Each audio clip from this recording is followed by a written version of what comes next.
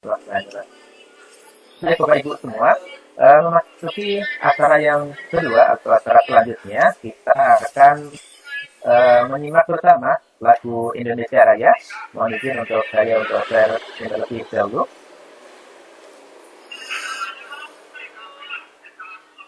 Sudah tampil ya Bapak Ibu?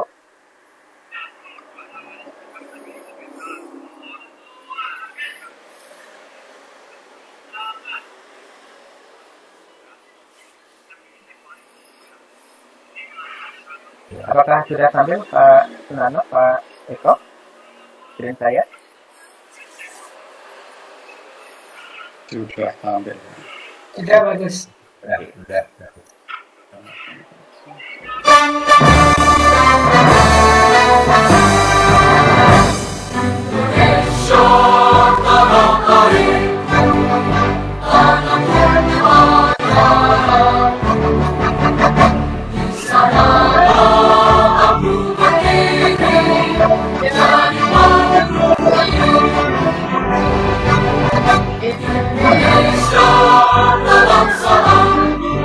Bangsa dan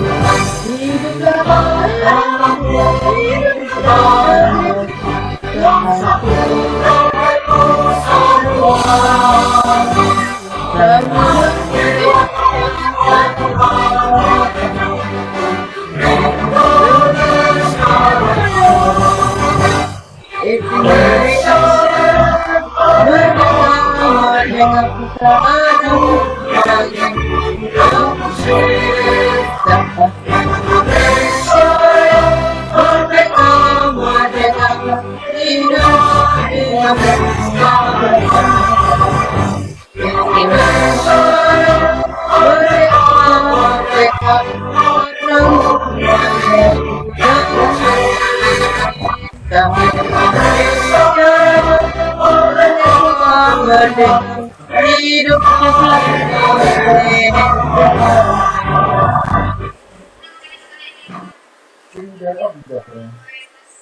Baik Bapak Ibu semua, demikian kita simak bersama lagu untuk Indonesia Raya.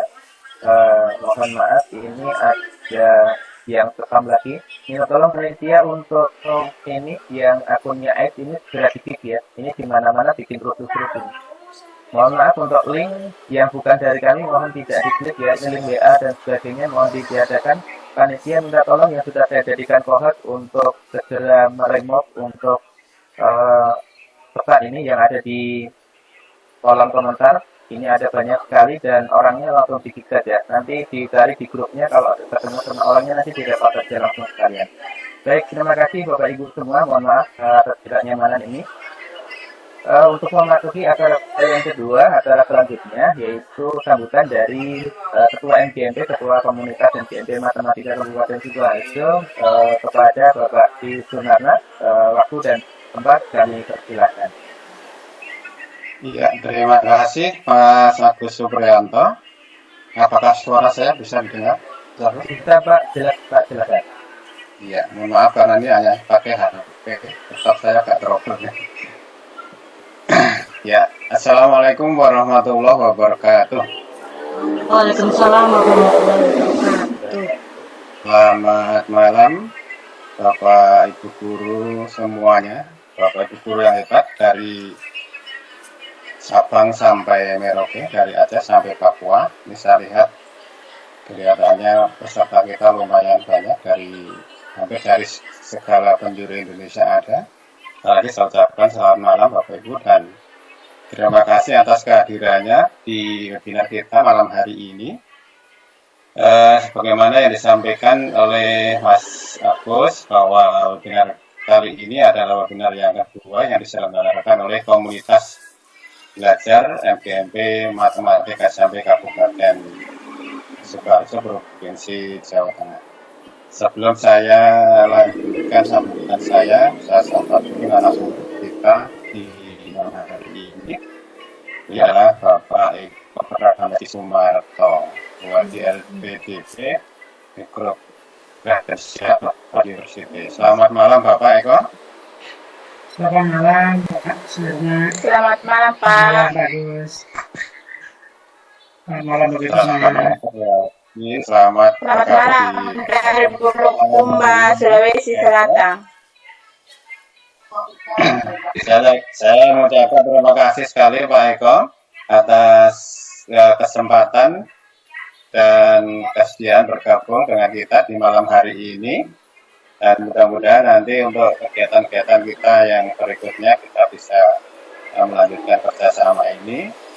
Bapak Ibu yang saya hormati, bahwa kegiatan kita malam hari ini diselenggarakan oleh MGMP Matematika SMP Kabupaten Sidoarjo, Provinsi Jawa Tengah, dan kerjasama dengan Matematika Nusantara ya Mas Agus ya.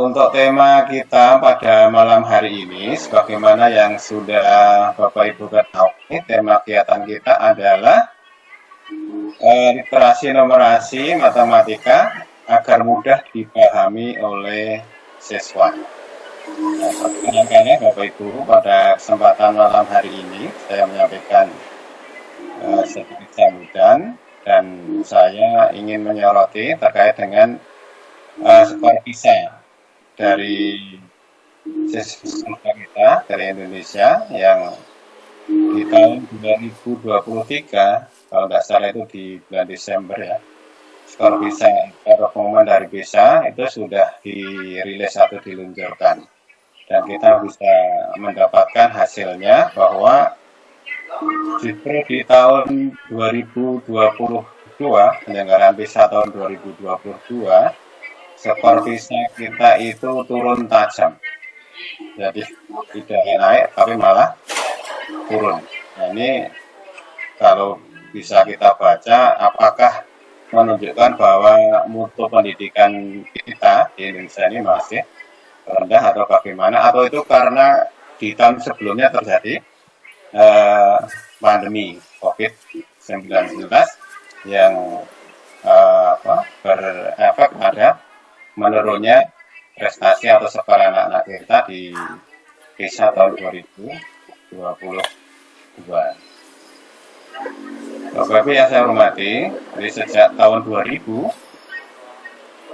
ketika Indonesia itu mengikuti kegiatan PISA secara konsisten, bahwa dari kegiatan PISA itu digunakan sebagai sarana untuk menilai kualitas pendidikan di suatu negara, yaitu melalui program PISA, Program of International Student Assessment, untuk mengevaluasi peserta siswa yang prestasi siswa yang berusia 15 tahun, yang PISA ini dilaksanakan setiap 3 tahun sekali. Sebagaimana yang saya sampaikan maaf di depan, bahwa di bulan tahun 2023 penyelenggara PISA yaitu OECD ini melaporkan hasil PISA, salah satunya adalah terkait dengan skor PISA bagi anak-anak kita, anak Indonesia, dan hasilnya itu cukup mengagetkan kita, karena tidak naik tetapi malah turun kalau dibandingkan dengan PISA tahun sebelumnya, yaitu di tahun 2018. Bahkan skor literasi membaca Indonesia itu menjadi yang terendah, di antara skor PISA yang telah diikuti oleh Indonesia di tahun-tahun sebelumnya, sehingga hari ini bisa merefleksikan bahwa mutu pendidikan kita itu masih tergolong rendah, dan harus kita upayakan supaya tahun demi tahun itu terjadi peningkatan. Bapak Ibu yang saya hormati, di PISA tahun 2022 yang diikuti oleh 37 anggota OECD dan 44 negara mitra, skor PISA Indonesia itu tidak kunjung membaik ya, dari tahun 2000 ketika pertama kali Indonesia mengikuti hingga tahun yang terakhir tahun 2022. Bahkan dibanding tahun 2018 seperti yang saya sampaikan tadi mengalami penurunan. Kalau kita lihat di RPJMN, Rencana Pembangunan Jangka Menengah Nasional, Kementerian Pendidikan, Kebudayaan, Riset dan Teknologi atau Kemendikbudristek tahun 2020-2024, ternyata ini tidak sesuai dengan target yang ditetapkan dari Kementerian Pendidikan, Kebudayaan, Ristek. Ternyata tidak sesuai dengan RPJMN yang telah ditetapkan. Sebagai gambaran begini Bapak Ibu, misalkan ya, literasi membaca itu justru turun 12 poin dari 371 di tahun 2018, skornya di tahun 2022 itu menjadi 359. Nah, ini menjadi suatu hal yang penting karena di RPJMN itu targetnya sebenarnya adalah 396. Nah, ini makin jauh dari target yang harusnya 396 di tahun 2024, malah sekarang hanya 359. Itu di literasi. Sedangkan di numerasi matematika skornya juga turun Bapak Ibu. Dari tahun 2018 itu skor kita anak-anak Indonesia itu mencapai 379, di tahun 2018 itu justru turun menjadi 366 di tahun 2022. Ini artinya turun 13 poin. Sedangkan target di RPJMN itu 388. Ini juga turun sangat atau masih sangat jauh dari target yang ditentukan. Kemudian di PISA itu juga ada yang diuji adalah kemampuan sains. Kemampuan sains ini ternyata juga mengalami penurunan sejauh 12 poin.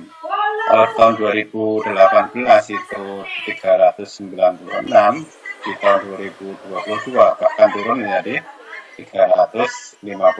Nah, ini sangat jauh dari target RPJMN Kementerian Pendidikan tadi yang sebesar 402. Nah, jadi ini faktanya Bapak Ibu terkait dengan literasi, numerasi, dan sains anak-anak kita Indonesia ketika diuji secara internasional melalui kegiatan PISA. Penurunan skor ini terjadi di seluruh indikator, ya, di seluruh indikator dari kemampuan baca, ketika, dan sains. Penurunannya itu rata-rata sekitar 12 sampai 13 poin. Ini menjadi satu dan kita semuanya, bagaimana kita nanti akan sayang ya kualifikasi numerasi maupun sains. Bapak Ibu yang saya hormati, dari turun apa tadi skor masing-masing itemnya itu turun. Tapi peringkat kita itu di peserta negara-negara peserta PISA itu justru naik sebenarnya. Di tahun 2022 di Indonesia itu di peringkat ke 66 dari 81 negara peserta. Kalau ini dilihat adalah urutan ke-15 di dunia, artinya 15 dalam. Nah, capaian ini naik sebenarnya dibanding capaian PISA 12 ya, dari 79 negara yang berpartisipasi. Bapak Ibu yang saya hormati, kalau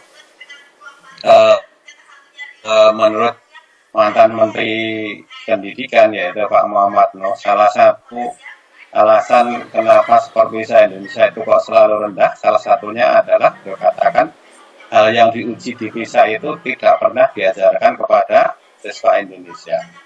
Sedangkan kalau kita memperhatikan hasil penelitian yang lain, itu menyimpulkan bahwa penyebab rendahnya hasil visa Indonesia itu karena soal-soal visa, soal-soal model visa itu kali kita latihkan, kita berikan kepada anak-anak kita ketika belajar di kelasnya menjadi satu dengan kita semua terkait dengan hasil literasi numerasi di visa tadi. Bapak Ibu yang saya hormati, terakhir kita kali ini mengambil tema literasi numerasi matematika agar mudah dipahami oleh siswa. Semoga kegiatan kita malam hari ini mampu memberikan sumbangan pemikiran praktek literasi numerasi yang mudah dipahami oleh siswa. Harapan yang lain kepada Bapak Ibu yang webinar kali akan merenah pada kegiatan literasi numerasi di masing-masing sehingga dapat meningkatkan skor literasi dan numerasi paling tidak di satuan pendidikannya masing-masing. Syukur bagi nanti bisa meningkatkan skor literasi numerasi kita ketika diuji secara internasional, baik itu PISA maupun mungkin KIMS dan PIRLS dan yang lain sebagainya. Bapak Ibu yang saya hormati, demikian yang saya sampaikan. Terima kasih pada Bapak narasumber dari Sanksian Oke sama bagaimana ini kita semua menjadi negeri kita yang tercinta. Dari saya cukup, terima kasih. Atas kurangnya mohon maaf. Assalamualaikum warahmatullahi wabarakatuh. Terima kasih. Baik, terima kasih Pak Sunarna atas sambutannya. Baik, kita langsung ke peserta ini ya, ke webinar. Untuk selanjutnya adalah pemaparan dari narasumber kita, Pak Eko ya. Tadi sebelumnya saya menyampaikan dulu bahwa untuk hari ini peserta untuk webinar totalnya dari 354 ya. Jadi pendaftarnya ada 350 dan ini tersebar dari Jawa ada, Jawa Timur ada, Jawa Barat ada, DKI Jakarta, kemudian ada juga yang dari luar Jawa ya, ada dari Maluku, ada dari Sulawesi tadi ada, kemudian ada NTB juga sama, ada dari Bali, kemudian beberapa juga ada Banten ya, Banten, kemudian perwakilan dari beberapa pulau seberang juga ada gitu ya, dan ini juga pesertanya ini merata dari tingkat TK ada, PAUD, SD, SMP, SMA, SMK, MTS, MI juga ada, bahkan ada rekan-rekan dari mahasiswa yang turut ikut juga dari Rimata Surakarta, kemudian dari kampus mana tadi ya, ada beberapa kampus yang beliau masih statusnya mahasiswa dan ikut di acara kita hari ini. Baik, untuk meningkat waktu saya akan memperkenalkan dulu untuk biografi dari narasumber kita dari Bapak Eko Pranesti. Izin untuk share screen terlebih dahulu. Jadi Pak Eko yang hari ini, malam hari ini akan berbagi dengan kita. Nama lengkap beliau adalah Pak Eko Pranesti Sumarto ya, dan ini beliau sudah kemarin saya minta ini gelarnya yang mau ditampilkan yang apa itu. Ternyata beliau tidak menampilkan gelar karena prinsip beliau itu gelar itu tidak harus ditampilkan seperti itu ya, tetapi harus dibuktikan dengan kapasitas beliau, kapasitasnya bahwa kalau memang gelarnya seperti itu maka kapasitas keilmuannya juga harus seimbang gitu ya. Dan beliau lahir di Gunung Kidul ya di 18 Juni 1987. Pendidikannya S1 sebenarnya beliau ya, sudah sarjana matematika, dan beliau pernah mengenyam pendidikan di non-degree-nya Harvard University ya. Jadi bukan cuma di Indonesia saja, tapi beliau juga sudah pernah melalang buana di luar negeri gitu ya.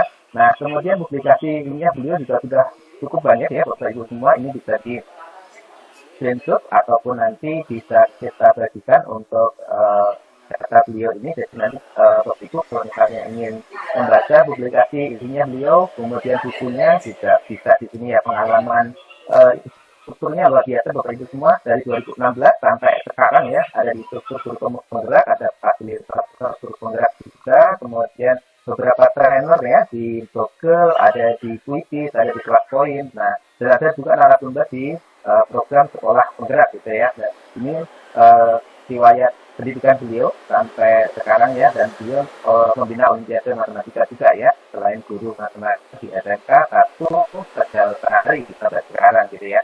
Ini sekelumit profil beliau yang bisa saya share di sini. Nanti kalau misalkan ada pertanyaan bisa disampaikan kepada dia.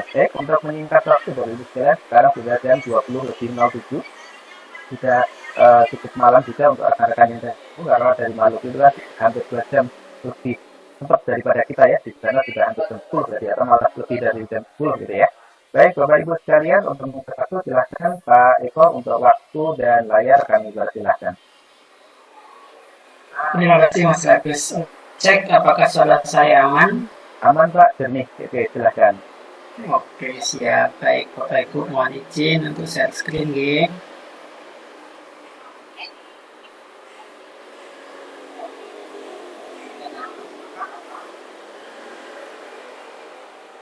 Terlihat bagus?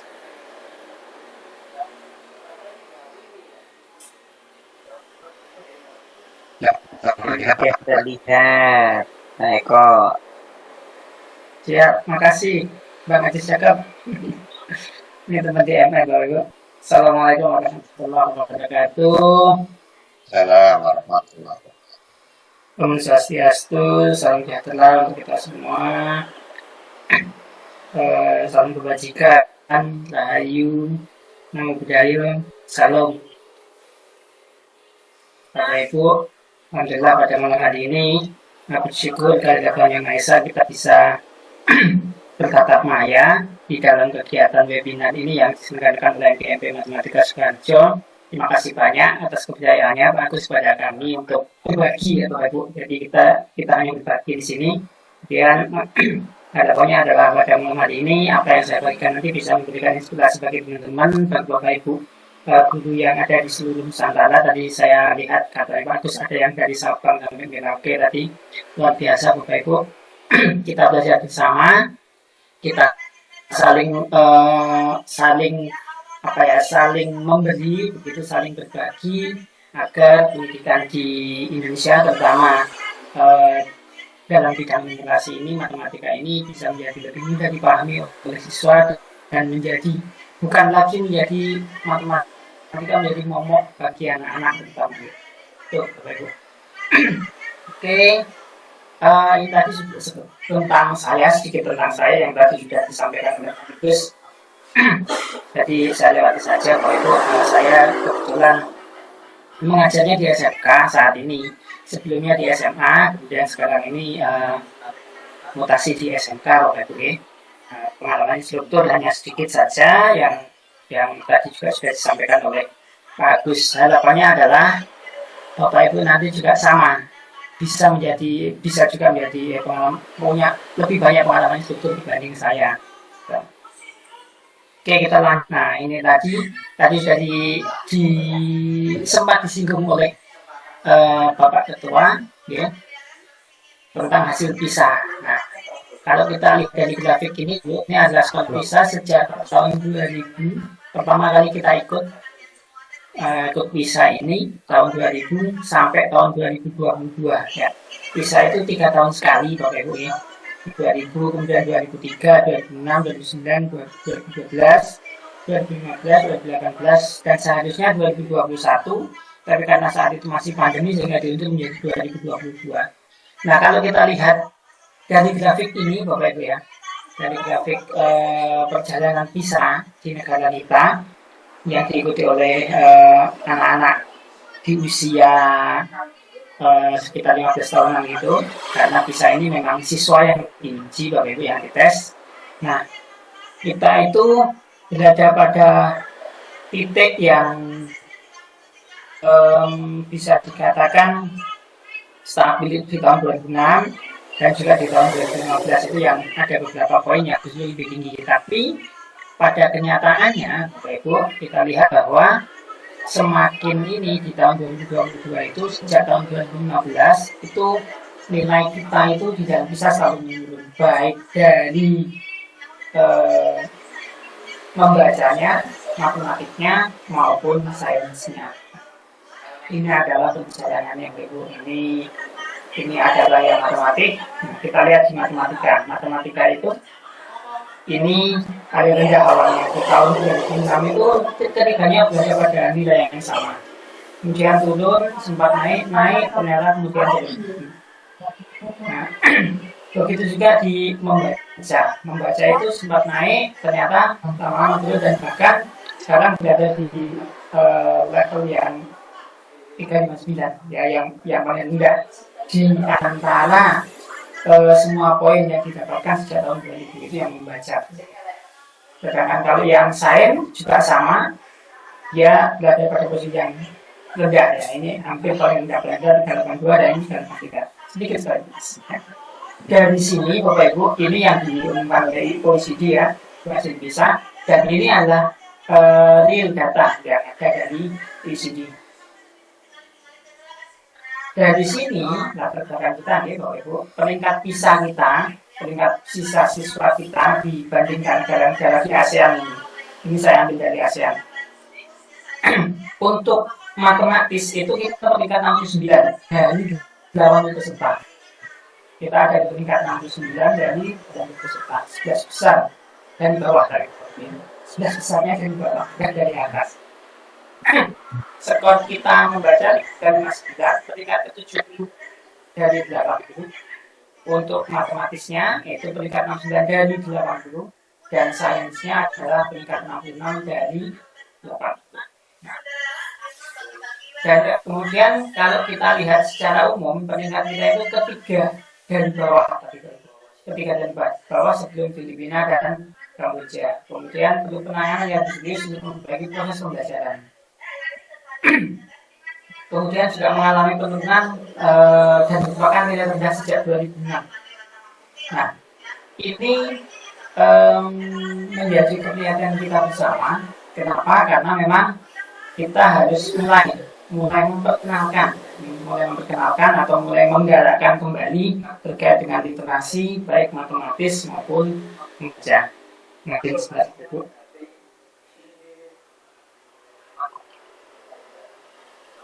Oke.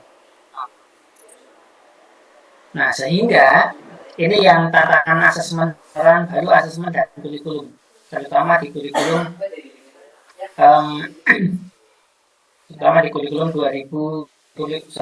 kurikulum Merdeka ini Bapak Ibu. Jadi yang pertama adalah literasi dan numerasi menjadi muatan utama dalam asesmen dan juga kurikulum. Yang kedua, penguatan gaya literasi secara eksplisit dalam perangkat kurikulum, tidak lagi implisit tapi secara eksplisit. Bahkan di tahun 2021 itu dimunculkan yang namanya Panduan Literasi Nasional. Kemudian penguatan Pancasila dan berpikir komputasi di dalam literasi dan juga numerasi. Lalu literasi dan numerasi menjadi muatan utama juga dalam kegiatan pembelajaran paradigma baru. Oke, kemudian ini pergeseran desain sistem asesmen kita, Bapak Ibu, yang awalnya dulu itu pembelajaran ini high-stick bersiswa guru dan sekolah, ya di low-stick evaluasi sistemnya itu tidak lagi berdampak pada siswa. Kalau dulu tidak lulus asesmen atau namanya UN gitu ya, maka tidak lulus. Nah sekarang tidak di ANPK itu tidak akan berpengaruh pada siswa, tidak akan berdampak pada siswa, tapi akan berdampak pada sekolah begitu. Kemudian cakupan konten yang kurikulum luas sebelumnya menjadi minimum, kompetensi inti atau minimum. Jadi disebut sebagai AKM itu Bapak Ibu. Kemudian hasil asesmen yang sebelumnya itu masih belum digunakan perbaikan sistem, tapi kalau sekarang itu ada untuk perbaikan sistem, terutama pada yang namanya pendidikan basis data. Itu diambil dari hasil asesmen. Nah, kemudian ini adalah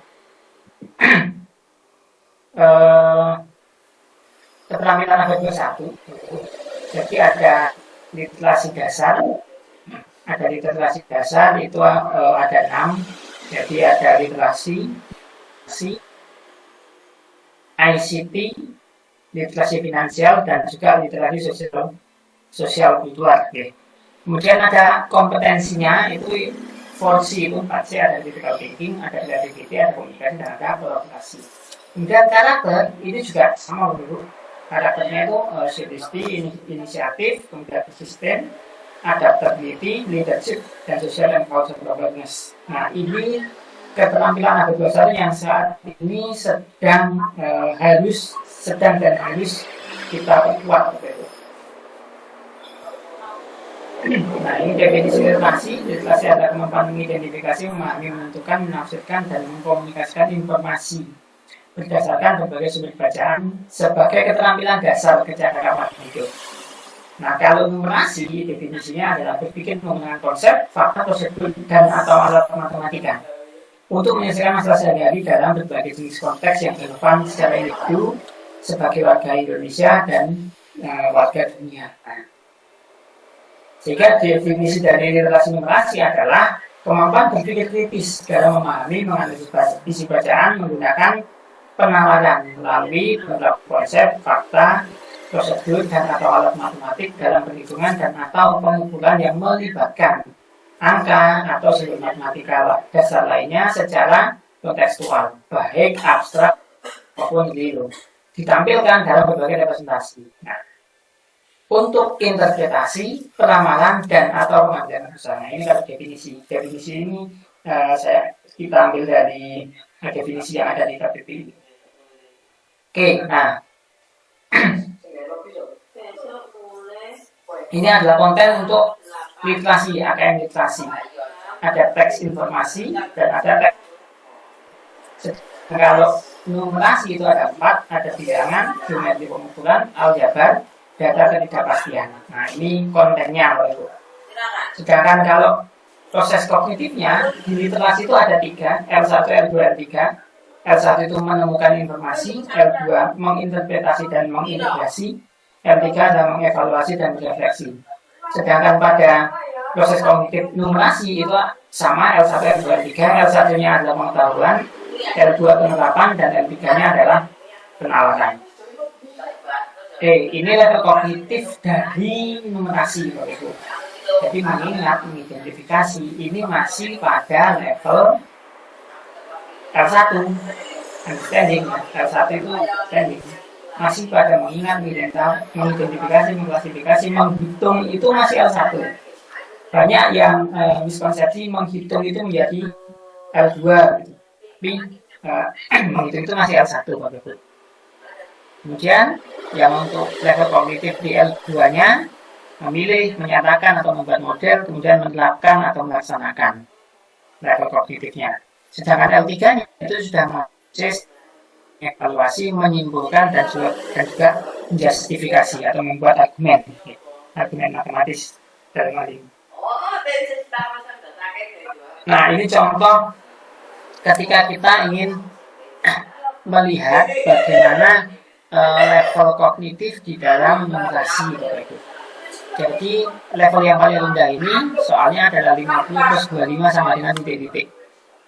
Jawabannya masih mudah, yaitu 75. Semuanya bisa menjawab. Kemudian kalau levelnya kita naikkan, Bapak Ibu, sudah muncul di sini ada literasinya, yaitu petani A memanen 50 butir jeruk, sedangkan petani B memanen 25 butir jeruk. Berapakah jumlah seluruh jeruk yang dipanen? Nah, ini sudah mulai menerapkan bentuk literasi numerasi di sana. Kemudian levelnya lagi dinaikkan lagi. Nah, Ali untuk menggunakan 50 plus 25. Namun dia salah memencet angka 25 menjadi 35. Apa yang harus dilakukan untuk mendapatkan hasil penjumlahan yang seharusnya? Ini levelnya sudah naik lagi, Bapak Ibu. Ya, sudah naik lagi. Nah, kemudian kalau dinaikkan lagi, Badu menggunakan kalkulator miliknya untuk menjumlahkan 50 plus 25. Tetapi tombol 5 pada kalkulator Badu rusak. Bilangan apa sajakah yang dapat digunakan oleh Badu untuk memperoleh hasil yang sama dengan 50 plus 25. Nah, ini sudah mulai membuat sebuah inovasi gitu, atau membuat sebuah berpikir kritis yang memang ya tujuannya adalah supaya bisa mendapatkan angka 75. Sama tujuannya sama Bapak Ibu, cuma yang membedakan di sini adalah level kognitif. Semakin tinggi level kognitif maka akan yang makin kompleks atau lebih kompleks. Nah, yang lebih tinggi lagi misalkan begini, Batu menggunakan kalkulator miliknya untuk menjumlahkan angka 50+25, tetapi tombol 5 pada kalkulator Batu rusak. Batu berpinjam kalkulator Ali.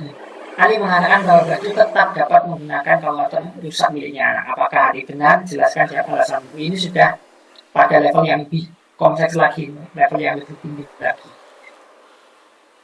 Nah, kemudian ini untuk konteks literasi numerasi dalam AKM Bapak Ibu, karena sebentar lagi kita juga AKM, maka kita saya sedikit membahas ini dulu. Yang pertama ada tentang personal, ya, berfokus pada aktivitas seseorang, keluarga, kelompok. Kalau saintifik itu berkaitan dengan aplikasi matematika di alam semesta dan juga isu strategik yang berkaitan dengan sains dan teknologi. Kemudian ada budaya, ini ada konteks yang berhubungan dengan komunitas, masyarakat, baik itu lokal, nasional maupun global. Jadi konteksnya ada pada tiga ini, kalau bahasa. Kemudian ini adalah pembagian, ya. Pembagian di dalam AKM Bapak Ibu ya.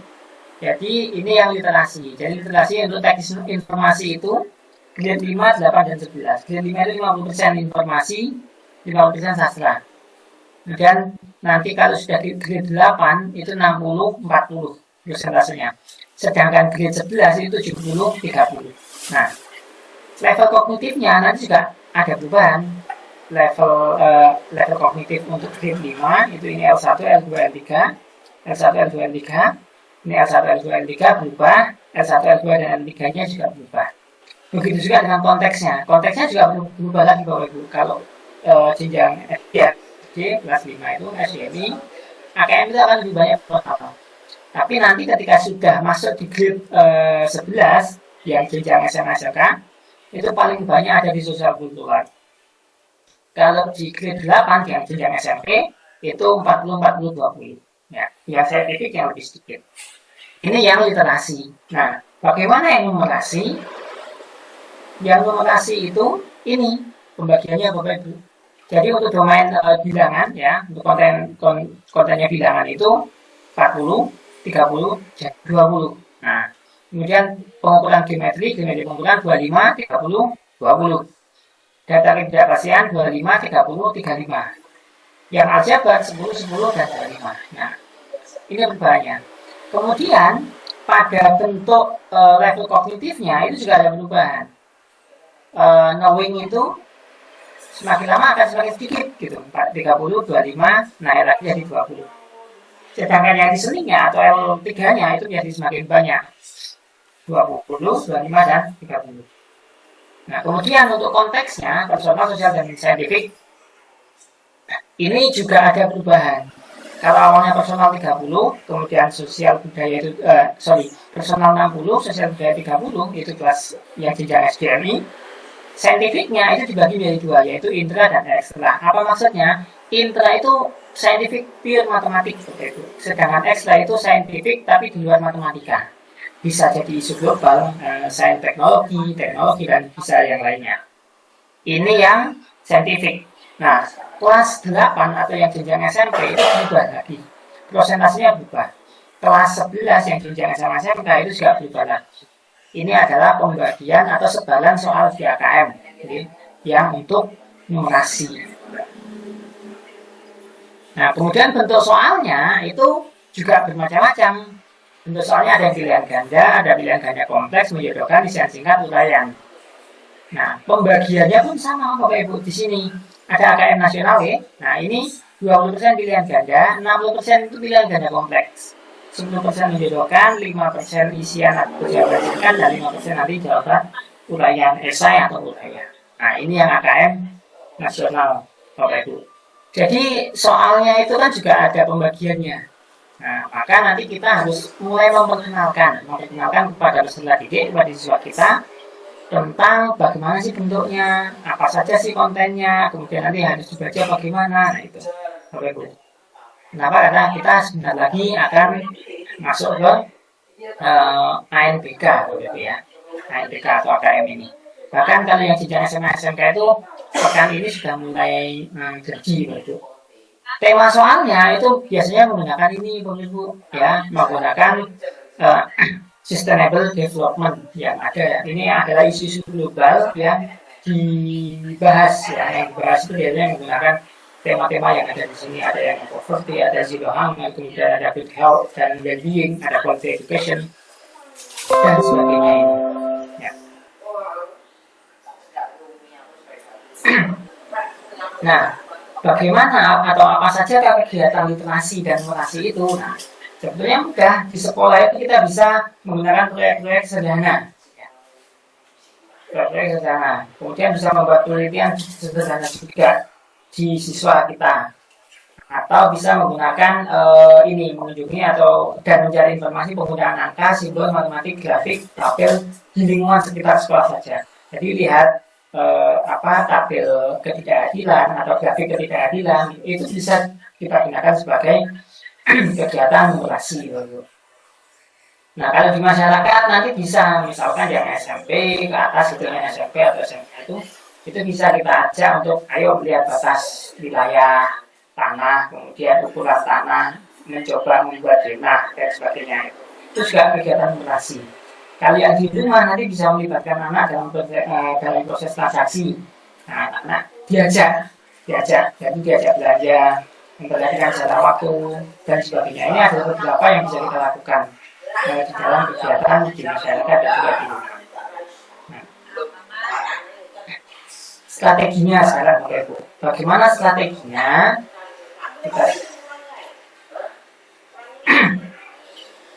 Kita tahu bahwa pendidikan kita itu dasarnya adalah untuk mewujudkan profil pelajar Pancasila. Tujuan pendidikan nasional kita adalah mewujudkan profil pelajar Pancasila. Nah, ini kan ada 6 dimensi yang tentunya ini itu sebetulnya adalah dasar dari pendidikan kita. Tujuan pendidikan kita nanti siswa kita harapannya punya profil ini. Bagaimana memunculkannya? Salah satunya dengan kegiatan literasi dan numerasi. Ini literasi dasar yang tadi juga sudah kita sampaikan ya. Nah, literasi dan numerasi menjadi komponen utama dalam asesmen nasional.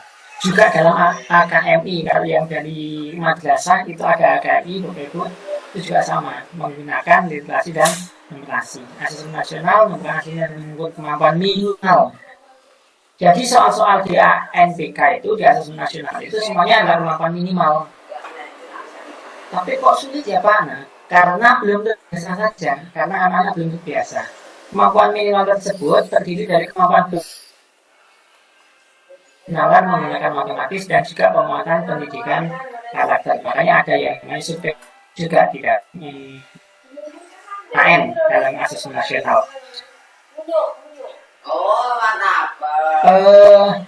Untuk asesmen nasional ini dirancang memberi dorongan lebih kuat ke arah pembelajaran yang inovatif dan berorientasi pada pengembangan penalaran.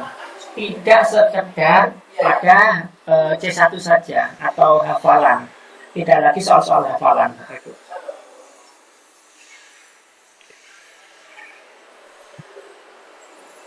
Nah, ini implementasi literasi numerasi dalam pembelajaran ini yang saya ambil dari direktorat SMP.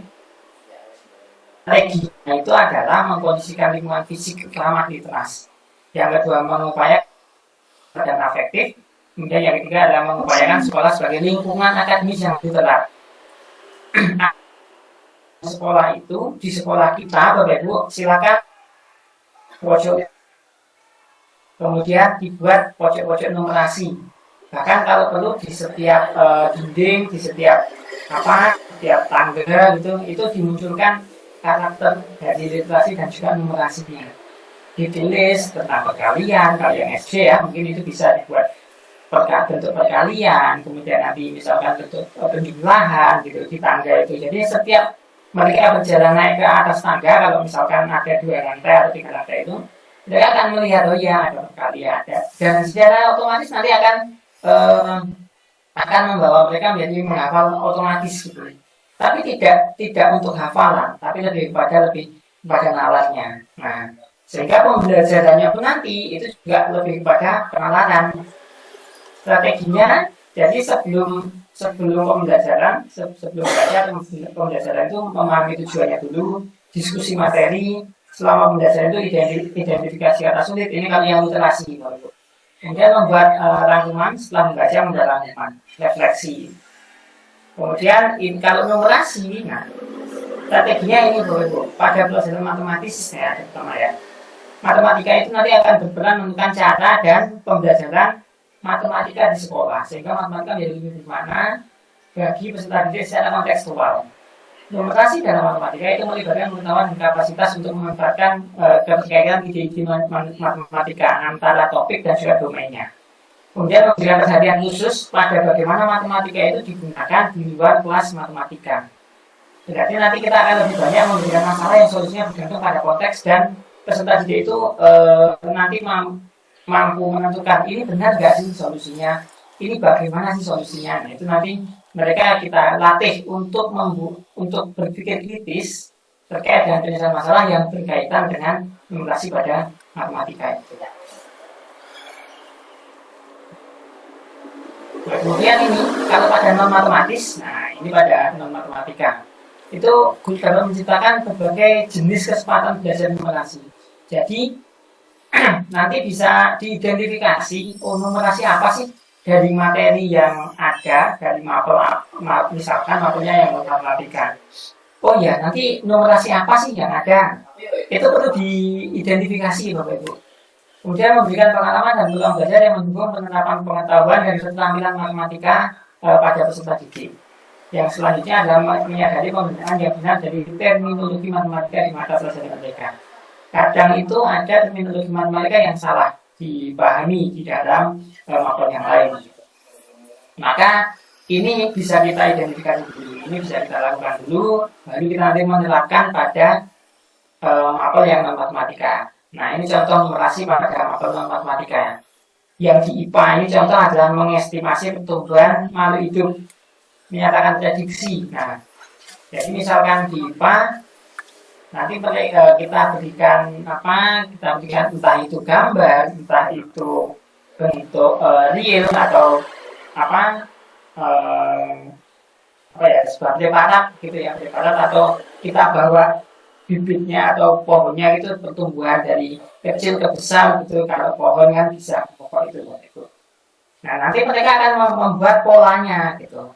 Oh ya setelah ini nanti ini, setelah ini nanti begini, setelah ini nanti begini. Mereka juga nanti akan bisa memprediksi, oh kira-kira nanti setelah 3 tahun lagi itu bagaimana bentuknya, pertumbuhannya, kira-kira berapa tingginya, itu nanti bisa membuat prediksi Bapak Ibu dengan memperbakan.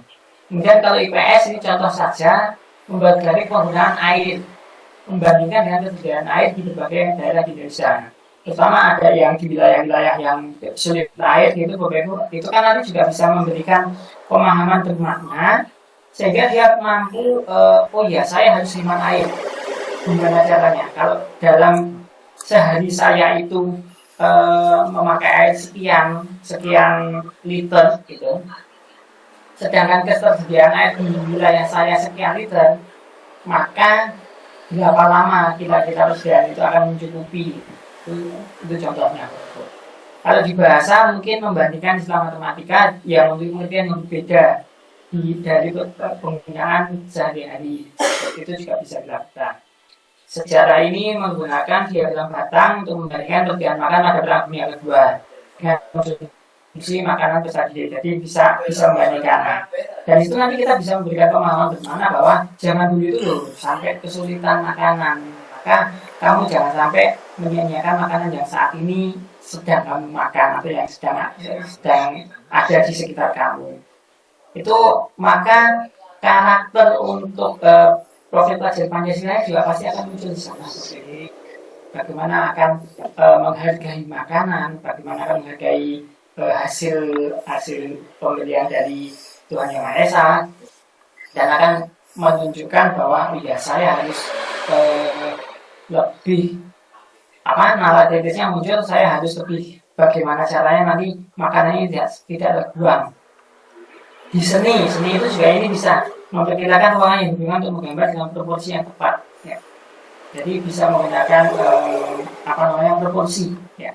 Oh iya, kalau misalkan kanvas saya itu ukurannya adalah sekian. Oke. Minggu pira ya? Jadi misalkan di dalam kanvasnya ukuran sekian, maka saya harus menggambarnya harus ukuran berapa supaya proporsional. Jadi tidak terlalu kecil, tidak terlalu besar, tapi juga cukup di dalam kanvas yang ada kan gitu. Misalkan seni rupa. Kalau seni musik juga sama. Seni musik itu malah matematisnya luar biasa banyak itu Bapak Ibu. Saya main dari C minor gitu atau ke C minor, saya pindah ke G minor itu, maka itu ada beberapa perhitungan matematis yang perhitungan di dalam seni musik terutama itu perhitungannya matematis banget. Berarti naiknya sekian oktav, naiknya sekian sekian mol gitu ya. Itu atau turun sekian mol itu juga ada perhitungannya Bapak Ibu. Ini juga dalam seni. Di PJOK itu bisa memperkirakan berapa kalori gitu ya, berapa kalori yang dibakar untuk kegiatan fisik tertentu. Nah, maka nanti anak-anak ini juga akan menjadi lebih memahami bahwa oh iya, kalau saya mau lari itu, maka saya makannya harus berapa banyak, karbohidratnya harus berapa, kemudian sayurnya harus bagaimana. Saya setelah makan nggak boleh langsung lari ya. Itu juga nanti bisa muncul di situ Bapak Ibu. Sehingga bisa memberikan pengetahuan bermakna bahwa makanan itu juga nanti akan berpengaruh pada bagaimana saya nanti berolahraga, bagaimana kalori yang saya makan nanti itu benar-benar dibuat menjadi sebuah energi, tidak hanya sekedar setelah selesai makan nanti jadi gemuk, itu tidak, tapi akan juga bisa memberikan pengalaman saya. PPKN, contoh pertumbuhan ekonomi dari presiden 1 ke presiden 2, oh ini ada pertumbuhan ekonominya bagaimana, ini contoh saja. Atau bisa juga melihat dari PPKN, oh iya dulu itu pola tentang budaya di PPKN itu begini, maka polanya ya sekarang harus bagaimana. Kalau dulu misalkan polanya ingin menyebarkan tentang budaya itu harus membawa ke sana ke sini, sekarang ada pola dulu. Nah, itu juga nanti bisa memprediksi, maka nanti beberapa tahun lagi saya harus bagaimana untuk menyebarkan budaya Pancasila yang ada di Indonesia ini, budaya positif yang ada di Indonesia ini. Itu contoh beberapa ilustrasi yang ada di mapel matematika itu. Kalau yang di matematika itu kan jelas, kontennya sudah jelas, di dalam CP itu juga sudah jelas tentang elemen-elemen yang ada di dalam matematika.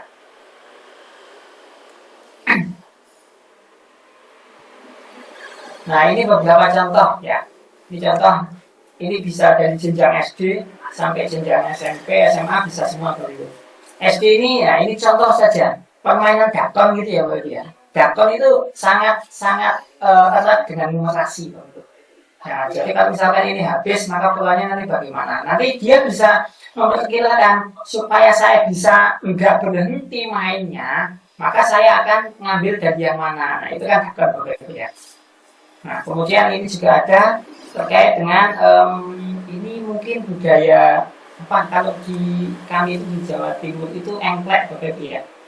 Ini juga budaya numerasi nanti Bapak Ibu. Kenapa? Karena oh iya, ada beberapa pola yang bisa kita lakukan di sana gitu.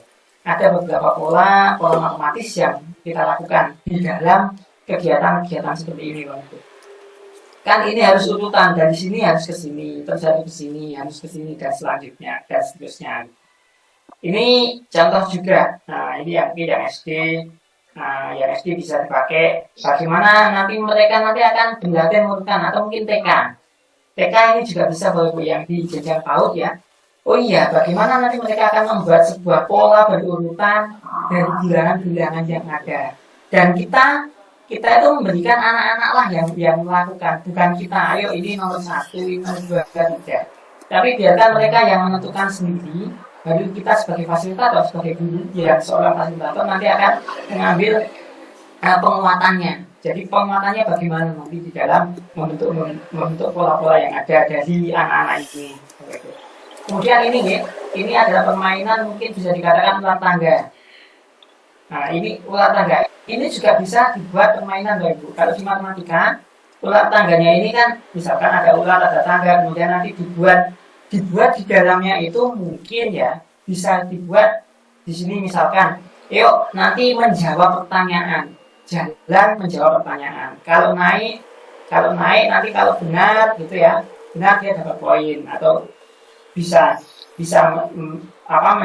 menjadi menambahkan nilai dan sebagainya. Terus kalau turun, wah kenapa kok turun gitu ya, itu bisa Bapak Ibu. Jadi di dalamnya nanti disiapkan soal-soal di tangganya itu dibuatkan beberapa bentuk yang lain gitu. Yang ini juga sama, ini yang jenjang SMA, SMK bisa Bapak Ibu. Jadi membuat maket ya, membuat maket itu termasuk dalam numerasi juga. Ketika kita benar-benar membuat secara proporsional ya, ada skalanya. Mereka disuruh mengukur misalkan sebuah bangunan gitu. Bangunannya yang pengen kita buat sekian. Nah, kemudian paketnya itu ukurannya hanya sekian. Maka harus membuat dengan skala yang proporsi. Supaya apa? Supaya sesuai dengan yang seharusnya. Sesuai dengan yang seharusnya di dalam bentuk aslinya, bentuk kontekstualnya, bentuk realnya. Tapi di dalam maketnya itu juga proporsi gitu.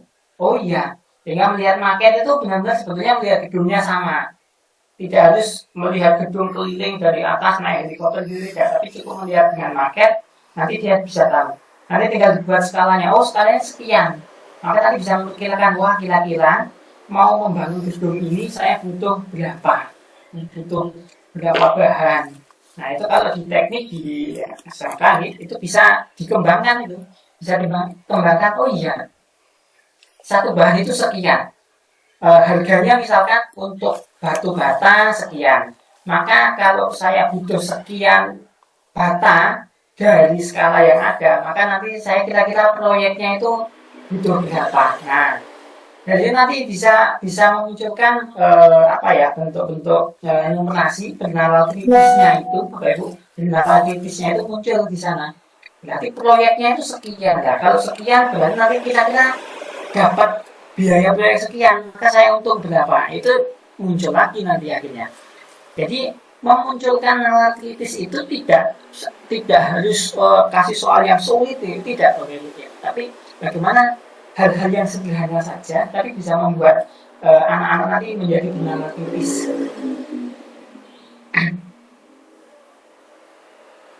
Oke, kemudian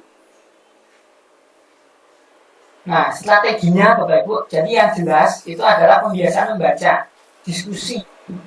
Jadi kita harus lebih sering diskusi, anak-anak kita ajak untuk diskusi. Ya. Proyek kolaboratif. Ya. Proyek kolaboratif itu berarti harus nanti di karakter Pancasilanya itu yaitu gotong royongnya itu muncul Bapak Ibu, ketika kita berkolaborasi. Kemudian integrasi konsep literasi dan edukasi dalam pembelajaran jangan dipisah. Literasi sendiri wes tugasnya guru bahasa Indonesia, numerasi sendiri itu tugasnya guru matematika, tidak Bapak Ibu, tapi ini menjadi satu kesatuan. Jangan dipisah literasi dan numerasi ini. Kenapa? Karena di dalam numerasi harus memahami literasi. Nah, kemudian memanfaatkan sumber daya digital. Sekarang ini sumber daya digital itu menjadi hal yang tidak bisa kita hindari, tidak bisa kita tinggalkan, tapi bisa kita manfaatkan Bapak Ibu. Jadi kita bisa memanfaatkan sumber daya digital untuk menerapkan literasi dan literasi. Nah, ini kemarin yang saya lakukan di sekolah ya. Tapi karena memang jenjang SMA SMK itu ya. Ini memang gambarnya saya ngambil dari itu karena ini saya masukkan ke dalam modulnya gitu Bapak Ibu, yaitu saya membahas tentang berat badan, obesitas ya. Nah, anak-anak itu biasanya kalau terutama yang cewek-cewek itu ya, kalau bicara berat badan kan mereka, saya agak gini ya. Makanya saat itu kemudian saya munculkan, ayo sekarang kita lihat, kamu itu sebetulnya bagaimana sih berat badannya? Apakah masuk obesitas atau masuk atau masuk normal atau tidak? Itu ada bagaimana caranya. Nah, nanti kita berikan literasinya dulu. Ini saya berikan literasinya dulu Bapak Ibu. Jadi bentuknya itu sebuah informasi. Jadi apakah ini kemudian berat badan dan sebagainya. Nah, ini ada beberapa bentuk. Kemudian di sini ada keterangannya dulu. Jadi meskipun demikian Anda juga harus memperhatikan kebutuhan kalori minimal harian. Jadi seringnya itu ya, ini memang saya angkat dari awalnya ada anak yang sakit gitu. Ketika ditanya kenapa belum makan, ya tiba-tiba pingsan, ditanya belum makan. Tuh kenapa kok belum makan? Bahasanya dia itu diet gitu ya. Diet dengan tidak makan, nah itu salah gitu. Kemudian saya muncul ide, ini coba tak buatlah gitu ya. Tak buatlah bentuk ini, maka ada yang namanya angka metabolisme basal ya. Nah, ini saya dapatkan dari beberapa sumber, kemudian saya sampaikan kepada anak-anak. Ayo dibaca dulu. Diet itu bukan berarti tidak makan, karena tubuh itu juga membutuhkan kalori, membutuhkan energi. Nah, ini dan seterusnya ini ada saya sampaikan, kemudian nah, ada perhitungannya, BMI itu ada perhitungannya. Bagaimana perhitungannya? Nah ini, apakah anak-anak menghitung? Tidak. Mereka tidak saya suruh untuk menghitung ini Bapak Ibu. Kenapa? Karena menghitung itu masih L-nya L1 gitu ya. Masuk di dalam L1. Bukan L2, L3. L3 itu kan yang saya butuhkan penalarannya. Sehingga di sini saya hanya memunculkan ini rumusnya. Oh, Mak, rumusnya kok seperti itu? Ya, ini memang rumus untuk menghitung BMI begitu.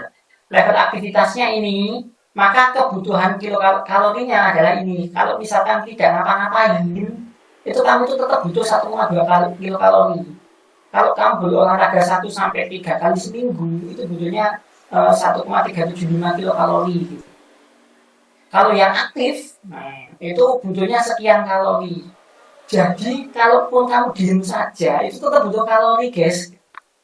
Jadi, tetap butuh kalori. Kalau kamu nggak makan, berarti kamu kan nggak mendapatkan masukan kalori.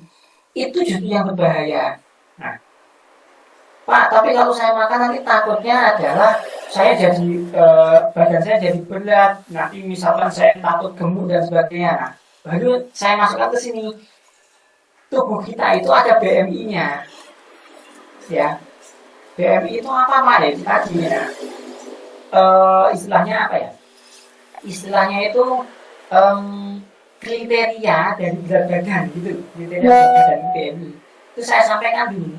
Jadi kamu itu kalau disebut terlalu gemuk gitu ya, berat badan berlebihan itu kalau BMI-nya itu antara sekian. Kalau lebih dari 30 itu baru kamu disebut obesitas. Nah kalau masih di bawah itu kamu masih aman. Nah, sehingga kamu makan itu tidak apa-apa. Banyak makan itu tidak apa-apa karena yang dibutuhkan adalah kalorinya, bukan makan kemudian untuk tidak makan menghindari gemuk, tidak. Percuma saja tidak makan, tapi kalau tidak mendapatkan kalori juga akan berbahaya bagi kesehatan. Karena memang ada ini, makanya ini saya munculkan tabel ini juga saya munculkan tabel batas ambang dari BMI yang ada di Indonesia ini BMI ya. Nah kemudian mereka nanti akan kita suruh di dalam sebuah kegiatan. Nah, yang pertama informasinya saya coba dulu. Apakah kamu dapat informasi baru dari bacaan tersebut? Nah, mereka baru tahu. Oh iya Pak, saya dapat informasi baru. Apa? Ternyata nggak ngapa-ngapain itu juga tetap butuh energi atau butuh kalori. Itu masuk jadi mereka oke siap. Nah, tuliskan, silakan ditulis. Nah, kemudian tak sebelum ditulis. Terus dalam pertanyaan dalam bacaan obesitas nanti mereka tinggal menulis. Mereka akan lihat dari situ. L-nya L1 untuk literasi, jadi menemukan informasi. Kemudian operasi bilangan apa saja yang termuat. Nah, Maka nanti di sini akan muncul yaitu simbol-simbol matematisnya. Oh iya, ada penjumlahan di situ Pak, ada perkalian, ada bentuk pangkat gitu. Nah kemudian ada hubungannya nanti dengan apa? Dengan ini bilangan bulat, populasi bilangan bulat dan juga pecahan. Karena saat itu kan kita juga belajar tentang bilangan gitu ya. Nah kemudian selanjutnya saya ajak dalam sebuah proyek sederhana. Ayo tuliskan tinggi badan dan berat badan. Bisa anggota kelompok, bisa keluarga, bisa diri sendiri begitu ya.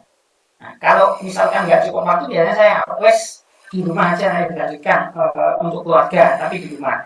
Tapi biasanya selama kalau di SMK itu kan waktunya agak panjang Bapak Ibu. Jadi itu pasti anggota kelompok gitu.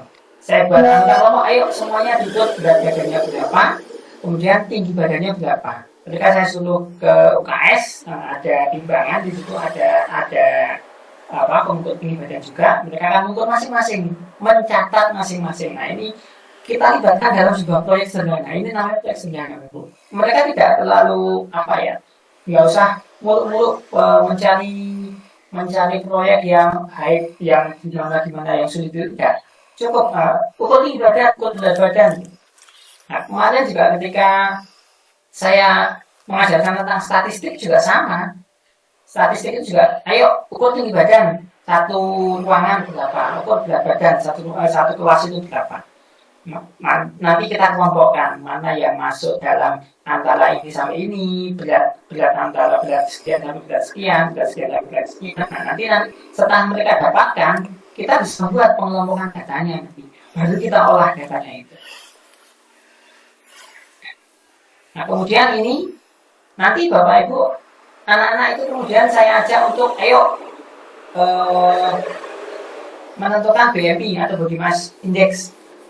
BMI-nya gimana Pak menentukannya Pak? Nah dari hasil yang mereka dapatkan Bapak Ibu nanti dimasukkan ke kalkulator BMI. Nah ini saya dapatkan dari sebuah sumber juga, di mana kalkulator ini bisa digunakan. Ini tinggal diklik Bapak Ibu, maka nanti akan otomatis masuk ke kalkulator BMI. Tinggal dimasukkan beratnya berapa, tingginya berapa, dan karena ini menggunakan IT Bapak Ibu, Pak, saya pakai HP boleh silakan. Link kalkulatornya ini bisa diklik di mana saja. Maka nanti tinggal memasukkan berat badan, memasukkan tinggi badan mereka masing-masing, kemudian BMI-nya otomatis akan dihitung. Muncul nilai berapa, kemudian kriterianya apa. Nah, loh, kok bisa ketemu ini ya? Nah, biasanya kan gitu. Kok bisa ketemu ini? Nah, sebetulnya ada di rumus di depan tadi, Bapak Ibu. Tapi mereka tidak saya suruh untuk menghitung manual, tidak. Kita menggunakan alat matematika, di mana alat itu nanti membantu mereka. Tapi yang utama adalah bagaimana nanti mereka akan, oh ya ternyata berat badan saya itu masih ideal. Oh iya, ternyata saya itu masih normal. Oh iya, berat badan saya ternyata kurang gitu. Oh saya berlebihan sedikit gitu ya. Saya harus harus lebih banyak olahraga benar-benar. Kemudian dari hasil itu mereka nanti akan bernalar kritis masing-masing. Bernalar kritis, oh ternyata kalau saya sedikit kelebihan, maka olahraga saya harus diperbanyak. Supaya apa? Supaya kelebihan kalorinya itu bisa dibakar. Bisa dimanfaatkan untuk aktivitas-aktivitas yang lain. Nah kemudian nanti mereka, nah ini BMR-nya ini kan ada Bapak Ibu. Nah BMR-nya ada, kalkulator BMR-nya juga kita berikan linknya kita berikan. Mereka bagaimana, usianya berapa, maka kebutuhannya itu berapa kan gitu. Kebutuhan kalori perhariannya berapa. Ketika mereka sudah tahu kebutuhan kalorinya masing-masing, mereka nanti juga akan kita ajak untuk sebuah proyek yang selanjutnya, itu adalah menghitung kalori dari makanan yang akan mereka konsumsi. Oh, dan saya nanti butuh kalori berapa, saya harus makan nasinya berapa kali misalkan, atau berapa piring, misalkan sayurnya adalah sayur ini, atau saya makan pakai ikan atau ayam atau daging, berarti saya butuh seberapa banyak. Itu menjadi sebuah proyek sederhana. Itu ada dalam kehidupan mereka sehari-hari. Kita tidak perlu membuat proyek yang tidak mereka lakukan, tapi cukup mereka lakukan seperti itu. Dan itu nggak harus menghitung tepat banget. oh kalori saya ada sekian pakai alat ukur kalori dan sebagainya. Tapi cukup dengan memperkirakan saja, prediksi saja. Nah, kemudian nanti mereka akan menulis kebutuhannya berapa. Nah, baru muncul pertanyaan, jika ada dua orang yang tinggi badannya sama, berat badannya sama, maka kedua orang tersebut memberikan kalori harian yang sama. Nah, setujukah kamu? Nah, itu dan seterusnya nanti akan memunculkan lebih kritisnya lagi. Kita berikan sebuah studi kasus, kalau orang yang tingginya sama, beratnya sama, kalorinya juga sama. Apakah itu menjadi sebuah kesimpulan oleh mereka? Mereka nanti akan menentukan. Terus Pak, apakah jawabannya harus selalu sama? Nah, maka nanti kita bisa melihat dari alasan mereka. Ketika mereka anak-anak didik kita, kebetulan kalau ini saya di SMA dan SMK, berarti di SMK ya sekarang, sebelumnya juga di SMA. Maka ini menjadi hal yang prediktif gitu ya. Jadi menjadi levelnya menjadi C5 C6 mengevaluasi. C5 C6 kalau kita bicara belum. C5 C6-nya adalah mereka akan mengevaluasi, oh ternyata dua orang ini kalau beratnya sama, tingginya sama, kalorinya apakah sama atau tidak, mereka akan evaluasi. Ternyata yang ini membutuhkan banyak karena aktivitasnya lebih tinggi. Nah, oh ternyata dua-duanya cukuplah dengan yang sama karena aktivitasnya tidak jauh berbeda dan sebagainya. Nanti mereka akan menuliskan alasannya. Dari alasan itulah kita bisa menentukan, oh iya, anak kita sudah mulai bisa berpikir kritis. Nah, jadi berdasarkan kalau lihat yang dibutuhkan setiap orang, kita dapat menemukan menu makanan hariannya. Tujuannya nanti ke sana, gitu. Tujuannya nanti ke sana adalah berarti saya harus makan dengan 4 sehat 5 sempurna. Lauknya harus bagaimana, kebutuhannya bagaimana, kalorinya bagaimana. Nah, sehingga tidak asal makan sembarangan. Tujuannya nanti juga kembali kepada kesehatan. Kesehatan di dalam tubuh peserta didik kita. Kita harus benar-benar menjaga bagaimana kalau kita terpenuhi, tapi kita juga tidak sembarangan makan. Nah, itu menjadi beberapa yang kemarin saya lakukan, Bapak Ibu ya. Moga kita bisa berdiskusi terkait dengan sama-sama belajar ya Bapak Ibu. Ini juga saya tentu saya ini yang paling bisa tidak Bapak Ibu. Jadi di malam hari ini kita berbagi. Moga jika memang ada pertanyaan, ada yang ingin memberikan saran juga, kami sangat berterima kasih. Saya kembalikan dulu ke Pak Agus. Silakan Pak Agus. Terima kasih Pak Eko, luar biasa sekali ya, penjelasannya sangat detail dan ini bisa kepakai semua ya, di semua jenjang ini bisa diaplikasikan sekaligus ya, walaupun beliau statusnya ini di guru SMK ya, ternyata ini memang beliau bisa mencontohkan untuk yang jenjang-jenjang yang lain ya. Ini tadi ada beberapa permintaan Pak Eko tadi ya, tapi sebenarnya sudah ini ya, sudah cover di penjelasan tadi ya. Misalnya diminta untuk memberikan contoh untuk yang soal numerasi untuk jenjang SMK dan tadi sudah dijelaskan ya sebelum disampaikan pertanyaannya. Kemudian ada beberapa juga yang menyampaikan kaitannya dengan AI gitu ya Pak ya. Kalau misalnya sekarang sudah ada AI, apakah literasi numerasi itu masih diperlukan? Nah gitu Pak, mungkin barangkali Pak Eko bisa menanggapi terlebih dahulu sebelum kita nanti bisa sesi yang pertanyaan langsung. Oke, baik. Terima kasih Pak Agus terkait dengan AI. Nah, salah satu tadi yang saya sampaikan bahwa literasi dasar itu kan ada 6 Bapak Ibu. Salah satunya adalah literasi ICT atau literasi digital mungkin kalau di Indonesia. Perlu diketahui Bapak Ibu, sebetulnya AI itu melihat dari algoritma yang ada. Algoritmanya bagaimana? Semakin banyak Bapak Ibu itu menuliskan di dalam IT ya, di dalam internet, entah itu apa. Kalau kita lihat dari AI sendiri Bapak Ibu ya, ini juga sekaligus menjawab terkait dengan computational thinking atau berpikir komputasi, itu semuanya berawal dari numerasi. AI itu dasarnya numerasi. dasarnya adalah algoritma. Nah, algoritma itu berhubungan erat dengan yang namanya computational thinking. CT atau berbagai komputasi itu dasarnya pada numerasi. Jadi, misalkan Bapak Ibu ingin melihat AI gitu ya, coba jangan pahami terkait dengan pola numerasi yang ada. Maka munculnya AI itu, yang dimunculkan oleh AI itu adalah yang sering kita munculkan atau yang sering muncul di dalam web, di browser, kemudian di mungkin catatan-catatan di internet dan sebagainya gitu.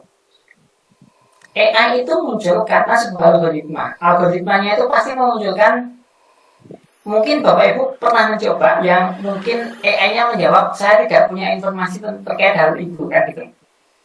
Mungkin pernah mencoba kemudian mendapatkan jawaban dari AI adalah saya tidak pernah mendapatkan atau tidak mengetahui terkait hal tersebut. Nah, itu artinya apa Bapak Ibu? Artinya secara numerasi itu tidak sering muncul, sehingga algoritmanya itu membacanya tidak ada. Ya. Tapi misalkan hal itu sering muncul secara algoritma, nah, maka di numerasinya itu juga akan sering muncul. Sehingga kalau kita sudah berpikir dengan numerasi, maka kita bahkan bisa melihat, oh ya, AI-nya nanti akan seperti ini. Maka nanti saya bisa membuat seperti ini. Ya, karena ketika kita mau membuat algoritma matematis, ya, algoritma di dalam komputer itu dasarnya ada pada numerasi. Kalau Bapak Ibu pengen menguasai AI, pengen tahu bagaimana dalamnya AI itu, nah ini mungkin yang para pakar IT juga lebih paham. Mereka itu semuanya akan belajar dari numerasinya. Jadi bukan menjadi bukan numerasi itu menjadi tidak penting karena adanya AI, justru numerasi itu menjadi hal yang penting karena tanpa numerasi AI nggak akan pernah bisa jalan Bapak Ibu. Karena AI itu berdasarkan pada algoritma dan algoritma itu dasarnya ada pada numerasi. Itu Pak Agus ya. Dan tadi juga ada sempat yang menjawab juga terkait dengan ini. Ya, tadi ada satu Bapak siapa tadi ya yang membantu menjawab di kolom komentar tadi ya. Oke, baik. Ada satu lagi nih yang menarik nih Pak dari kolom chat tadi yang ada ini. Bagaimana mengajarkan numerasi itu sesuai dengan dokumen atau elemen yang ada di dalam CP, Pak? Nah, ini ada yang menanyakan seperti itu tadi dari Ibu siapa tadi ya. Oke, itu mungkin barangkali bisa dijawab, Pak. Siap-siap. Ya, jadi begini, Bapak Ibu. Bagaimana kita mengajarkan literasi dan numerasi, terutama numerasi sesuai dengan CP. Yang harus dilakukan yang tadi sempat saya sampaikan adalah yang pertama adalah identifikasi dulu CP-nya. Identifikasi dulu TP-nya.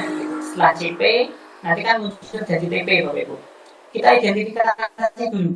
Ketika kita sudah mengidentifikasi, maka kita akan menentukan, oh iya, ternyata TP ini itu berhubungan dengan domain apa, gitu ya. Elemen ini itu berhubungan dengan domain. Kalau di matematika mungkin sudah jelas, gitu. Karena elemennya itu juga sesuai dengan komponennya itu. Tapi kalau di maul yang lain, oh iya, ini berarti numerasinya misalkan tadi sempat saya sampaikan seni budaya. Seni budaya saya mau mengajarkan terkait dengan gambar perspektif. Nah, itu sudah kita identifikasi, oh ya perspektif itu ada 2 titik misalkan, ada 2 titik, kemudian ada garis yang tegak lurus, ada garis horizon kan gitu. Ada garis horizon, kemudian nanti harus membuat tegak lurus. Berarti yang kita identifikasi apa? Geometrinya. Jadi, oh maka nanti ini akan berhubungan dengan numerasi yang ada hubungannya dengan geometri. Padahal materinya seni budaya. Gitu. Maka nanti pada CP yang hubungannya dengan menggambar perspektif itu akan berhubungan dengan numerasi yang pada elemen geometri. Nah, memahami tentang bangun, maka kemampuan spasialnya anak-anak nanti yang akan kita latih. Karena ada hubungannya dengan geometri. Bukan geometri secara matematisnya, gitu, bukan geometri secara matematika secara Euclid, tidak Bapak Ibu. Tapi bagaimana nanti kemampuan spasial untuk memahami geometri itu menjadi hal yang bisa kita perkuat di dalam seni tersebut. Itu contohnya di dalam seni. Kemudian misalkan di PAI gitu ya, pendidikan agama Islam. Misalkan materinya tentang yang sering juga saya mendapatkan sering ditanyai teman yang guru PAI juga terkait misalkan faloid. palet atau bagi apa namanya warisan ya, ilmu warisan Bapak Ibu.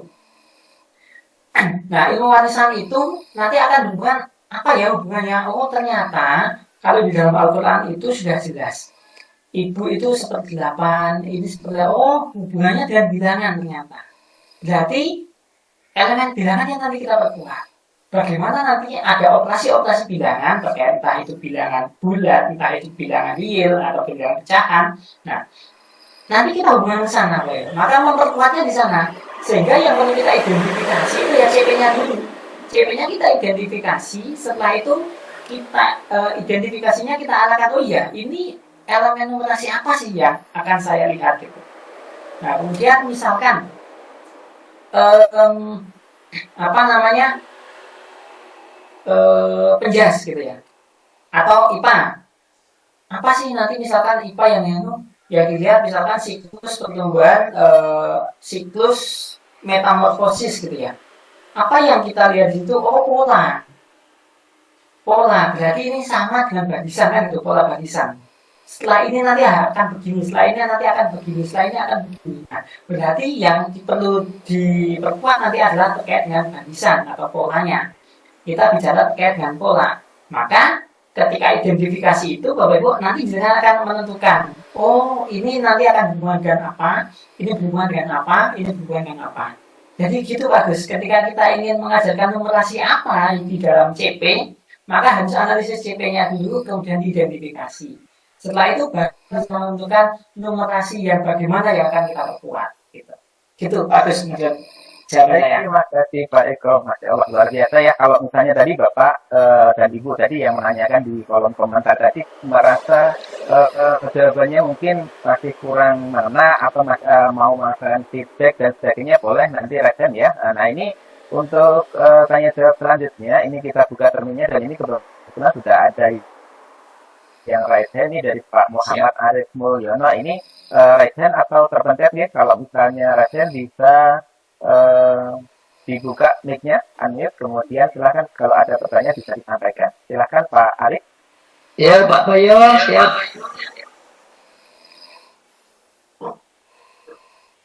Pak Bayo bertanya. Silakan ini Pak, siapa ini? Oh Pak Payo.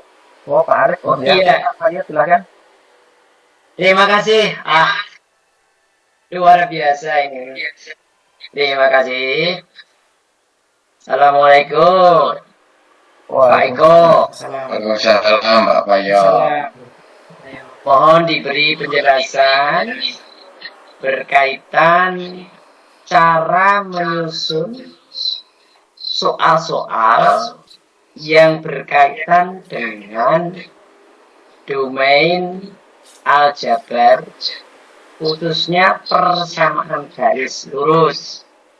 Karena kami lihat rapot sekolah saya numerasinya domain itu rendah. Terima kasih. Oke. Terima kasih Pak Bayo. Aljabar persamaan garis lurus nggih. Oke, nah konsep dasar dari persamaan garis lurus itu kita pahami dulu Bapak Ibu. Kalau menurut Pak Payo, konsep dasarnya persamaan garis lurus dilihat dari apa dulu? Dari gradien kemiringannya.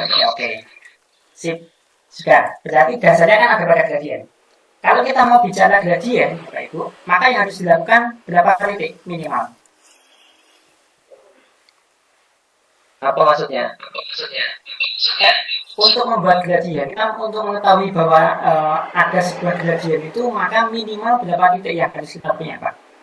2. Oke, sudah. Maka dimulai dari 2 titik ini. Contoh mudahnya begini, ini kalau misalkan kita ingin memudahkan siswa memahami. Oke, kita ajak 2 siswa untuk membentuk sebuah ada 2 siswa gitu ya. Yang satu, ayo kamu coba berdiri di sana. Yang satu, ayo coba kamu berdiri di sini. Masih kemudian dengan kasih penggaris atau tali gitu ya, tali atau penggaris gitu, suruh pegang gitu.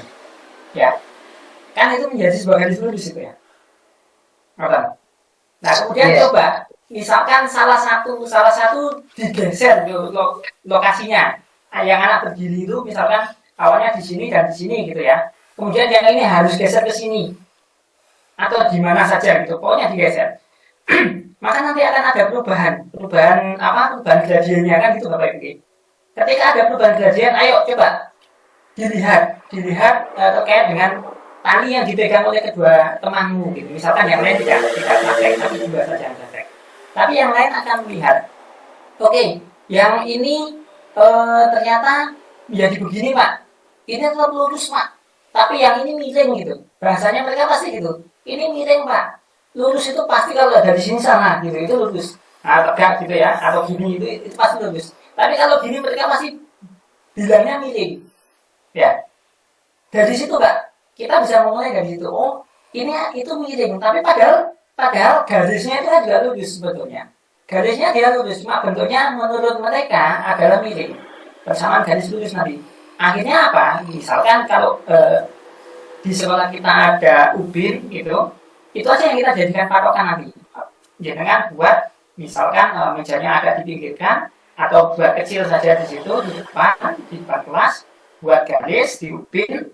Oke, yang ini misalkan dari sini, ayo geser ke sana coba. Ayo coba geser ke sana. Nah, itu mereka nanti akan melihat bagaimana bentuk posisi tali yang mereka yang dipraktekkan oleh kedua temannya. Oh iya, ternyata ini jadi ke sana. Oh iya, ini ke sana. Oh iya, ini ke sana. Dan ternyata kalau misalkan ini lurus gini, oh iya ya, coba gimana kan gitu. Nah, misal atau kalau memang dibuat menjadi kalau Bapak Ibu mungkin ya sudah pernah mendengar ya namanya Desmos gitu ya, bisa atau GeoGebra itu bisa nanti kemudian dilanjutkan dengan setelah kita praktek itu dilanjutkan dengan simulasi menggunakan GeoGebra atau menggunakan Desmos.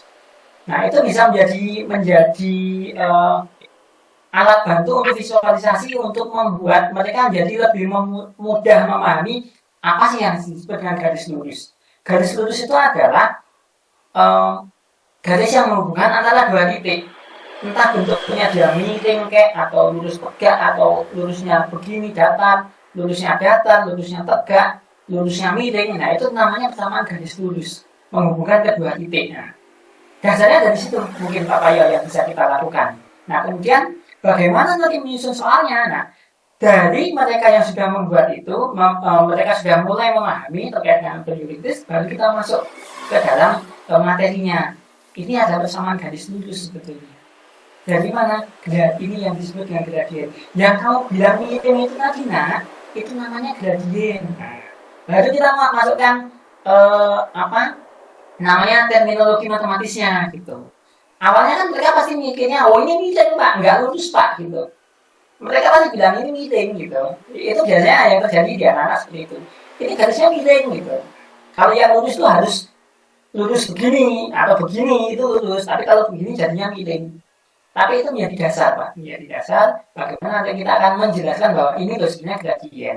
Kemudian garisnya ini disebut sebagai persamaan garis. Baru kita masukkan terminologi matematisnya. Nah, mungkin itu Pak Payo yang terima kasih. Bisa sedikit memberikan mohon maaf jika mungkin kurang memuaskan. Matur nuwun. Sami-sami Pak Payo. Baik, terima kasih Pak Payo sudah menyampaikan pertanyaannya, dan terima kasih Pak Eko sudah memberikan pemaparan ya, penjelasan dari yang disampaikan oleh Pak Payo tadi. Bapak Ibu yang lain barangkali ada yang ingin bertanya atau mendiskusikan sesuatu atau mungkin menyampaikan hal lain yang barangkali menjadi unek-uneknya, silakan. Nanti kita masih ada waktu ya. Boleh silakan present atau open mic, boleh silakan.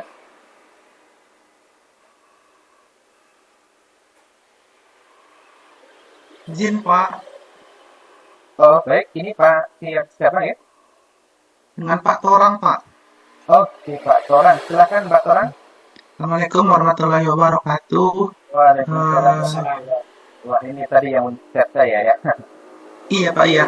Sebenarnya bukan bertanya ini Pak, cuman mau menyampaikan link apanya absensinya yang di chatnya itu tidak terbuka Pak. Di chat mana Pak? Di YouTube?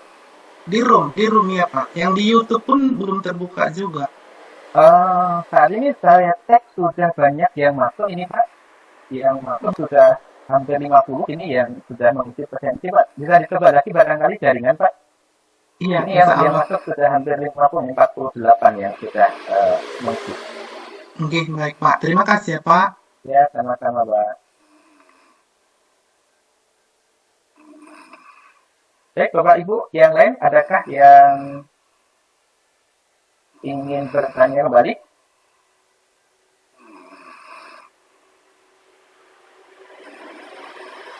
Oke, sepertinya sudah jelas semua atau malah sudah ini ya, sudah. Oh masih ya ini siapa nih? Ada yang ada? Barangkali mau ada yang ditanyakan? Silakan. Atau memang bertanya ini? Rumahnya mana? Oh sebentar. Ada yang lupa rumahnya.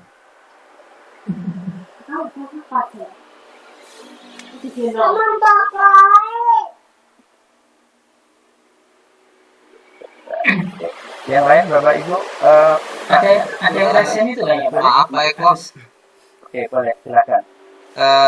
mungkin apa namanya ya, saya kan belum begitu menguasai dalam penerapan di pembelajaran. Kira-kira kalau boleh ini mah, saya dapatlah materinya selain kalau materi kegiatan hari ini Pak ya. Berikut dengan ini kalau bisa Pak, kira-kira kalau penerapan di SMP itu dengan situasi anak yang mohon maaf di sekolah saya itu masih banyak yang apa namanya berhitungnya itu kurang, bilangan bulatnya masih kurang.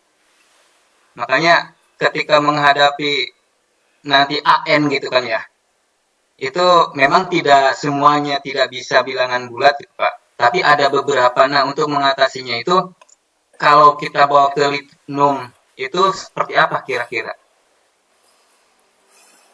Oke. Ya, baik Pak Jadili, saya coba untuk menjawab ya Bapak Ibu. Begini Bapak Ibu, jangankan yang SMP ya Bapak Ibu ya, jangankan yang SMP, yang jenjang SMA SMK sekalipun itu tetap masih ada ya, tetap masih ada yang masih belum memahami bilangan bulat, bilangan real gitu ya. Termasuk di sekolah saya. Sekolah saya Kirain juga saya doang. ada. Enggak. Ada juga gitu, Pak. Cuma ya memang kadang tidak banyak gitu ya. Ada beberapa juga siswa saya itu yang masih kesulitan. Masih kesulitan terkait dengan ini bentuk-bentuk bilangan, terutama bilangan-bilangan real ya, Bapak Ibu ya, terkait dengan pecahan dan sebagainya gitu, Pak. Maka yang bisa kita lakukan tetap misalkan kita mengajarkannya terkait dengan bilangan gitu ya. Tapi kan ada siswa yang mampu ya, Pak Terang ya? Ada, oke. Bapak Jajuli ya. Jadi kalau misalkan ada siswa yang mampu, nanti kita bisa menggunakan yang namanya tutor sebaya. Yeah. Jadi ketika mereka berdiskusi gitu, kita berdiskusi, anak yang belum mampu ini kita masukkan ke kelompok yang anak-anak yang ada yang sudah mampu gitu. Jadi ketika kita membentuk kelompok diskusinya itu jangan sampai kelompoknya itu adalah homogen. Kita harus benar-benar memastikan di dalam kelompok tersebut adalah heterogen. Ada yang kemampuannya luar biasa gitu, ada yang sedang, ada yang termasuk ada yang belum bisa sama sekali gitu. Itu harus ada di dalam satu kelompok itu. Jangan sampai nanti kemudian ini misah sendiri karena dia merasa nggak bisa, kemudian dia terpisah gitu. Itu yang harus dihindari. Kenapa? Karena kalau mereka sendiri berkumpul dengan teman-teman yang sama-sama belum bisa, itu malah menjadi sulit nanti. Kita juga akan lebih kesulitan lagi ketika kita ingin memfasilitasi secara penuh. Kita nanti bisa memberikan kesempatan kepada temannya itu untuk menjadi tutor sebaya. Gini loh. Menghitungnya itu gini gitu ya. Karena memang kita tidak bisa pungkiri bahwa tidak semuanya itu pasti bisa matematika, Bapak Ibu. Saya sendiri pun juga memahami bahwa di dalam satu kelas itu mereka itu punya kemampuan masing-masing. Ada yang matematiknya tinggi, ada yang rendah, ada yang sedang-sedang saja gitu. Yang penting, yang paling utama Bapak Ibu ya, sekali lagi jangan memaksakan anak-anak itu harus bisa matematika, harus pandai, harus pintar matematika seperti Bapak Ibu ya. Tidak, tapi bagaimana nanti mereka akan memahami saja. Memahami bagaimana nanti matematika ini akan bermanfaat. Kalau kamu nggak bisa menghitung bilangan bulat nanti, misalkan kamu gini, nanti ketemu bilangan bulat yang kayak gini, nanti kamu kesulitan loh, gitu. Terus gimana ya? Berarti ayo kita belajar bareng. Mak, saya malu kalau tanya di depan kelas. Oke, kamu bisa tanya ke temanmu sebelah. Temanmu itu udah bisa loh, boleh kok itu ditanyain. Nah kemudian nanti dari temannya itu nanti akan jadi tutor. Dan teman yang bisa itu juga kita motivasi.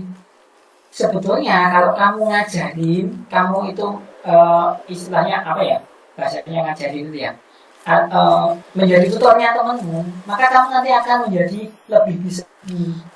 Karena apa? Karena kamu akan bisa memahamkan hal ini kepada temanmu yang lain. Maka kamu pasti akan lebih bisa.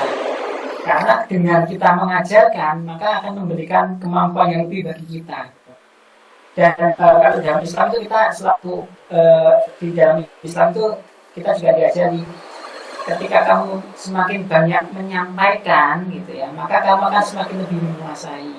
Ketika kamu banyak memberi, maka kamu akan semakin banyak mendapatkan. Itu dasarnya kita Bapak Ibu ya. Ketika kita ingin memperkuat si anak yang sudah mampu menjadi tutor sebaya itu, bagaimana yang belum bisa? Ya kita berikan pemahaman bahwa kamu harus paham ini loh, kamu nggak harus pintar tidak, kamu harus tahu nanti itu ini manfaatnya apa sih dalam kehidupan. Misal kamu nanti menghitung bilangan bulat.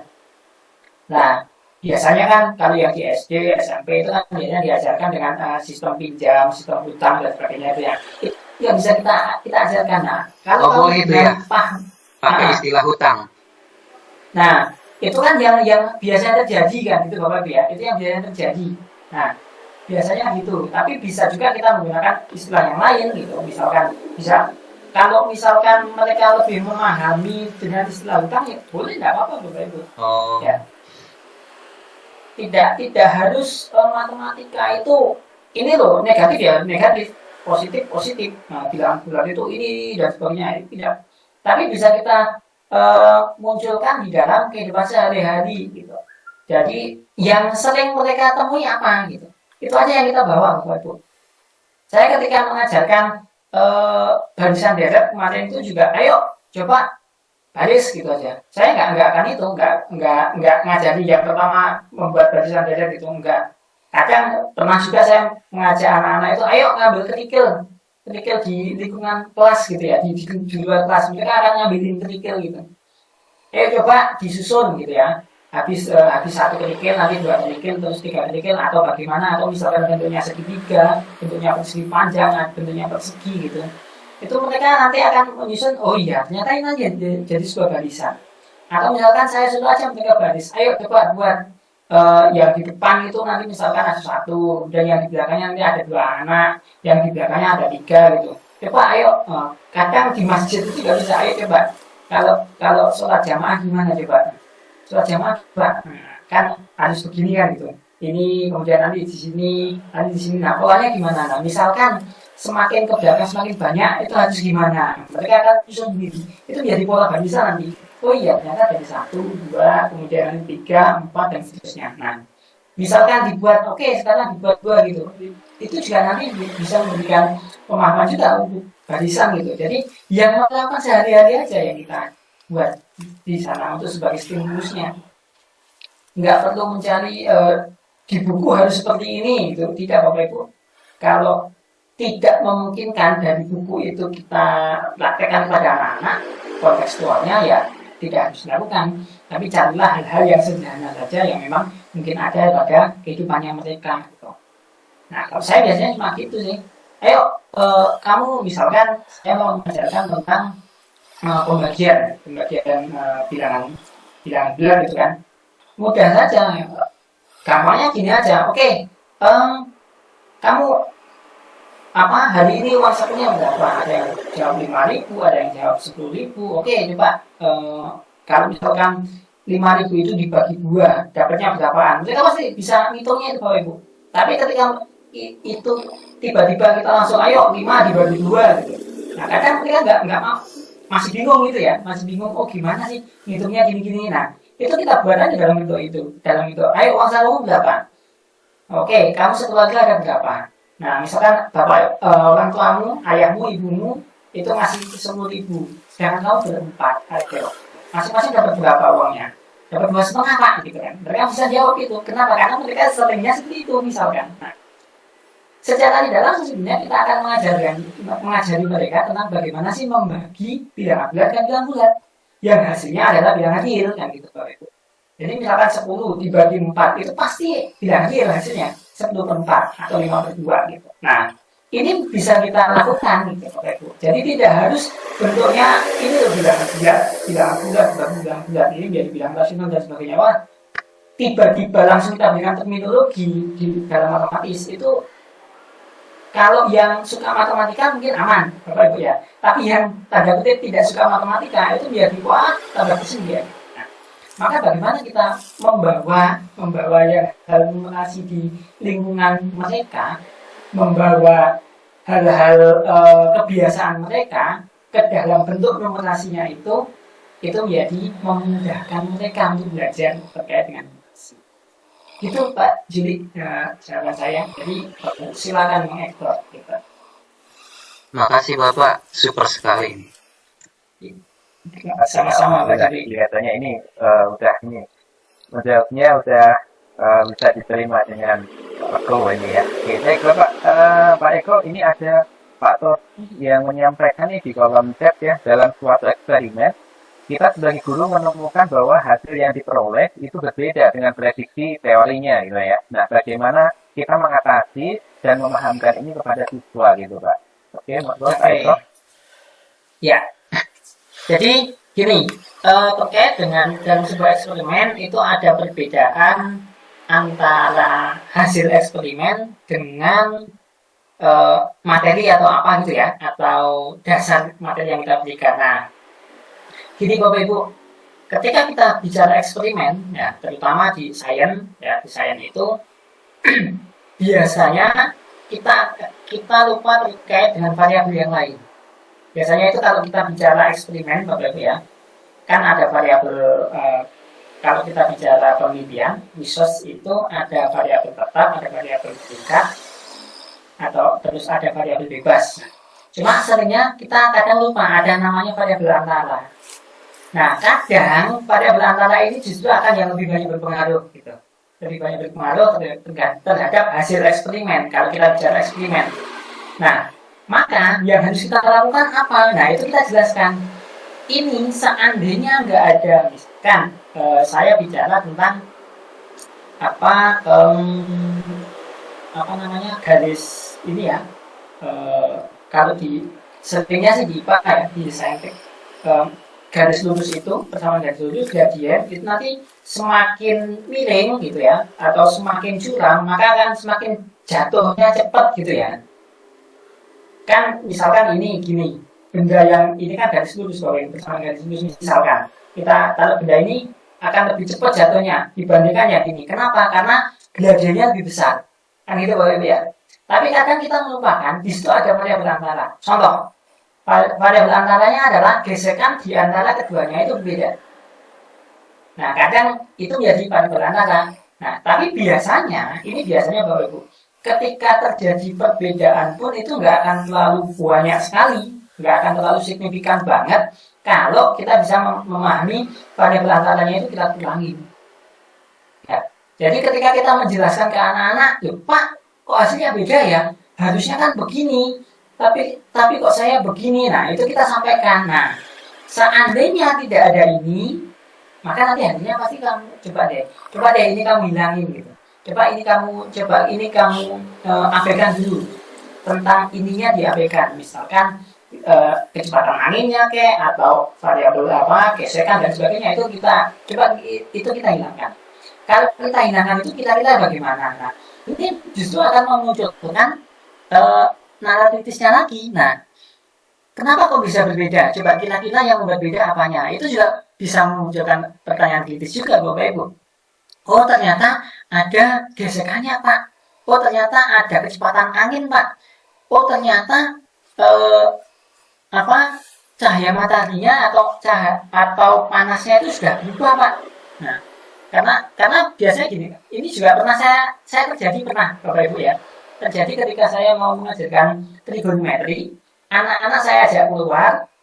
Ketika kita mau bicara perbandingan trigonometri itu, mereka saya suruh mengukur antara tinggi mereka dengan panjang bayangan. Ya, Pak, panas Pak, ya wes ayo, makanya mumpung panas ada cahaya, oke. Mereka langsung ukur. Yang pertama tinggi badannya diukur, kemudian panjang bayangannya diukur. Nah, itu kan perbandingan tangan sebetulnya kalau di dalam trigonometri. Itu perbandingan tangan. Nah, kemudian ada yang dapatnya itu aneh, Bapak Ibu. Anehnya adalah ini. Pak, saya kok lebih panjang ini ya, gitu. Saya kok lebih panjangan ini, gitu. Kok nilai saya berbeda, gitu. Yang lain tuh hampir sama, kok punya saya berbeda. Kemudian setelah itu kita jelaskan, coba kamu yakin nggak ketika kamu ukur? Yakin Pak, oke. Kemudian yang kedua, kamu ukurnya jam berapa tadi? Gitu. Saya tadi terus anaknya terus habis itu cerita. Tadi saya kan ke toilet dulu Pak. Kemudian setelah ke toilet saya baru ukur gitu. Nah, maka ada perbedaan jam di sini nanti Bapak Ibu. Ada perbedaan jam. Nah, itu berpengaruh terhadap sudutnya kan gitu. Cahayanya kan berpengaruh. Nah, ketika itu terjadi, saya bisa membahas. Nah, berarti yang membedakan apa coba? Iya ya, ternyata ada perbedaan perbandingan. Kalau digambar dalam segitiga gitu, ketika saya suruh gambar, saya suruh buat skala. Ayo buat skala dengan gambar. Kalau sekian jadi sekian, kalau sekian. Setelah ketika digambar segitiganya ternyata si anak ini memang beda. Kenapa kok beda? Nah, ternyata dia mengukurnya itu tidak pada waktu yang sama dengan teman-temannya. Ada perbedaan. Nah, itu menjadi hal yang harus kita pahamkan juga, bahwa cahaya mataharinya sudah geser, letak mataharinya sudah geser, menyebabkan sudut yang dibentuk antara cahaya matahari dengan tinggi itu berbeda. Nah, itu yang ketika itu saya sampaikan pada anak-anak.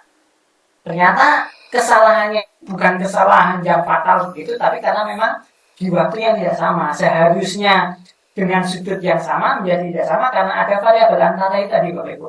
Ada variabel yang mungkin bisa kita abaikan, ya, atau mungkin ada beberapa hal yang mungkin bisa kita anggap aja nggak ada. Nah, itu yang bisa menyebabkan hasilnya nanti sama. Tapi kalau kita munculkan, pasti akan berbeda gitu. Nah, jadi ketika menjelaskan begitu Pak Thomas, selalu ada. Kalau kita eksperimen, itu selalu tidak mungkin benar-benar, hasilnya selalu tepat, itu tidak Bapak Ibu ya. Sama seperti ketika Bapak Ibu membuat sebuah ketika penelitian tindakan kelas, tidak selalu hasilnya itu pasti begini.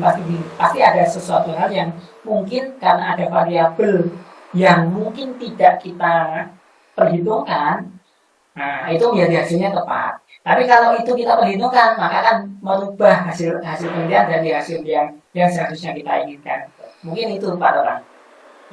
Baik Pak, terima kasih ya Pak. Ya, sama-sama Bapak. Semoga bisa menjelaskan.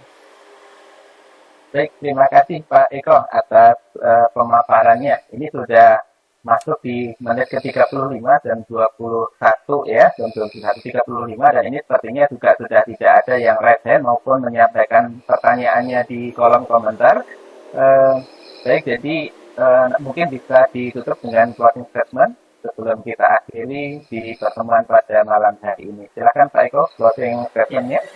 Terima kasih, bagus. Baik, Bapak Ibu, sebagai closing statement ya, Bapak Ibu. Di dalam, kita tahu bahwa literasi dan numerasi di negara kita kan masih rendah, Bapak Ibu. Dari hasil asesmen dari ANBK juga, itu skala nilai nasionalnya kita masih jauh dari 4 gitu ya. Masih jauh dari skala 4, maksimalnya 4.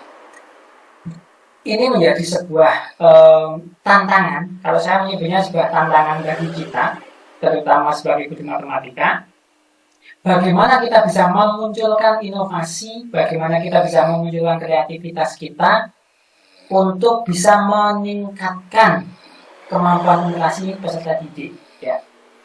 Dengan cara apa? Dengan cara kita bawa hal-hal numerasi dalam kehidupan sehari-hari itu dalam bentuk kontekstual itu ke dalam materi. Jadi tidak serta-merta langsung mengajarkan terminologinya, tapi bagaimana kita bisa memahamkan pemahaman bermaknanya itu matematika di dalam kehidupan sehari-hari itu seperti apa. Dan itu memang yang diharapkan dalam kegiatan pembelajaran, yaitu pembelajaran kontekstual. Di mana dengan pembelajaran kontekstual nanti akan memunculkan yang namanya teori konstruktivisme. Mereka akan memunculkan sendiri pengetahuan mereka. Kita tinggal memberikan penguatan. Nah, bukan hal yang mudah, tapi bukan tidak mungkin bagi kita untuk melakukan hal tersebut, Bapak Ibu. Kuncinya kembali kepada kita mau atau tidak. Kalau kita ingin pendidikan kita di 2045 benar-benar generasi emas yang kuat literasi dan numerasinya, maka mari mulai sekarang kita selalu memotivasi anak-anak untuk belajar dan kita terapkan, kita implementasikan numerasi dalam bentuk kontekstual sehari-hari. Mungkin itu bagus dari saya. Kurang lebihnya mohon maaf Bapak Ibu, semoga yang bisa saya bagikan yang sedikit ini bisa bermanfaat bagi kita semua, terutama bagi saya pribadi, dan juga bisa memberikan motivasi bagi kita untuk terus meningkatkan numerasi sehingga pembelajaran yang berpihak pada murid itu benar-benar bisa dilaksana dan bisa meningkatkan kemampuan numerasi peserta didik kita. Kurang lebihnya saya mohon maaf, saya akhiri. Assalamualaikum warahmatullahi wabarakatuh. Waalaikumsalam warahmatullahi wabarakatuh. Terima kasih atas ilmunya Pak Eko. Terima kasih Pak Eko atas ilmunya. Sebelum les nanti kita foto bareng terlebih dahulu ya. Jadi Bapak Ibu semua sebelum kita ke foto bareng, ini ada beberapa informasi yang harus saya sampaikan. Yang pertama, untuk presensi sudah kami bagikan. Untuk yang di kolom Zoom ini tidak ada masalah ya. Jadi semuanya bisa presensi. Hari ini sudah masuk lebih dari 200 yang sudah masuk. Nah, bagi yang di YouTube ini ternyata ada terkendala tadi linknya ketika dibuka ternyata tidak masuk ke formnya, padahal linknya sama dengan yang ini. Jadi saya copy paste aja dari sini, tapi ternyata tidak bisa, dan sudah saya kirimkan ulang linknya dan sudah saya sematkan di YouTube. Jadi silakan Bapak Ibu nanti tadi yang masih terkendala untuk mengisi bisa mengisi ulang seperti itu ya. Nah, kemudian Oke, untuk presensi nanti insya Allah akan kami tutup di 22.30 WIB, kurang lebih sekitar 50 menit dari sekarang. Jadi Bapak Ibu silahkan mengisi presensinya. Insya Allah nanti untuk sertifikat dan akan kami kirimkan tidak malam ini sekaligus ya Bapak Ibu sekalian. Jadi akan kita kirimkan maksimal 7 hari dari sekarang nanti ke email Bapak Ibu sekalian. Nanti kami kabari juga kalau sudah kami kirimkan. Nanti ada di grup juga sama nanti dalam bentuk drive. Kemudian kami kirimkan juga dalam bentuk email ya ke email Bapak Ibu masing-masing di pendaftaran kemarin ya. Email presensi ya. Jadi yang di presensi mohon untuk dipastikan emailnya ini adalah email yang aktif sehingga nanti bisa terkirim seperti itu. Nanti kalau misalkan masih ada kendala, silakan bisa konfirmasi kepada kami. Gitu ya. Baik, Pak Eko, kami mewakili dari segenap pengurusan GMT Matematika Kabupaten Sidoarjo mengucapkan terima kasih atas bantuannya, atas ilmunya yang sudah di-sharing kepada kami pada malam hari ini. Semoga ini menjadi ilmu bagi kita semua dan menjadi keberkahan bagi Pak Eko dan keluarga. Baik Bapak Ibu yang tidak terkendala kameranya boleh dibuka untuk ininya dulu kameranya biar kita ambil fotonya. Di sini ada 6 ya. Masih ada 149 nih yang masih standby di sini. Tadi mencapai 230-an tadi ya. Jadi kami masih menyediakan 30 room Zoom, tadi masih aman gitu ya. Oke, tidak ada muncul link presensi. Bentar ya. Setelah ini nanti saya kirimkan ulang, mohon maaf untuk chatnya saya matikan terlebih dahulu biar nanti tidak muncul notifikasi. Nanti kasih yang paling bawah, nanti mukanya jadi settingnya ya.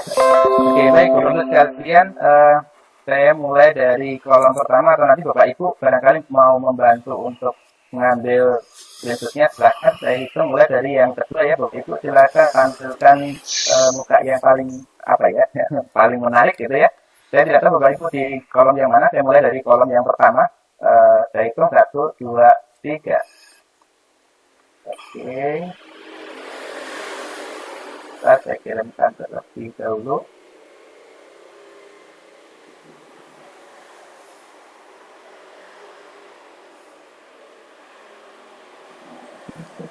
Oke, saya mulai di Selamat. kolom. Oke, baik. Successful. Oke, siap. Terima Terima kasih. kasih Pak Bayu. Kolom yang kedua, masih ada yang mau buka ini?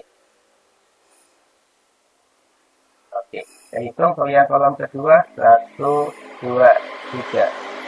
Bapak Ibu yang ingin membantu share screen silakan ya. Nanti saya buka grupnya untuk share untuk ininya, fotonya. Untuk yang ketiga ini sudah banyak yang tidak tampak ya. Oke, sebentar.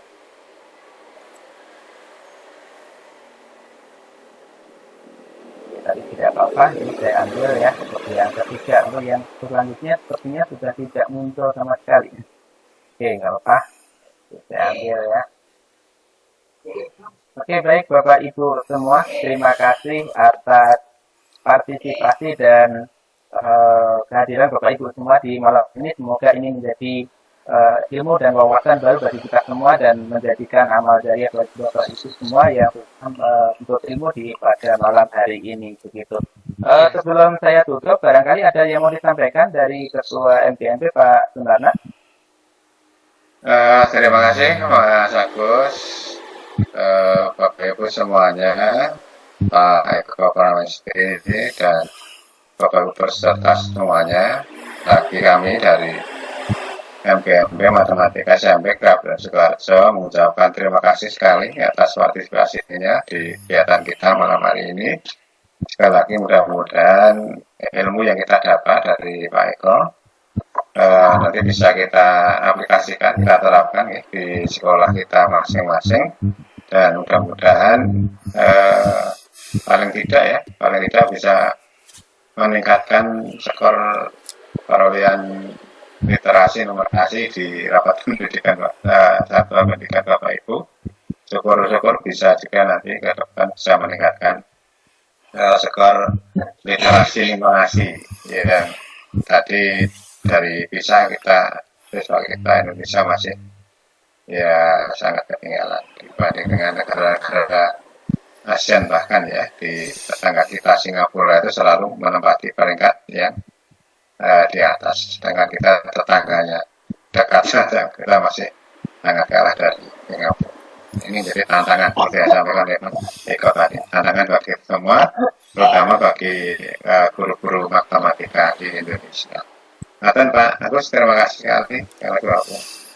Baik, terima kasih Pak Sunarna dan terima kasih kepada Bapak Ibu semua ini. Ada yang dari Indragiri Hilir, dari Purbalingga, Dumai, Cianjur, Tarakan, Surabaya, Dompu, Makassar.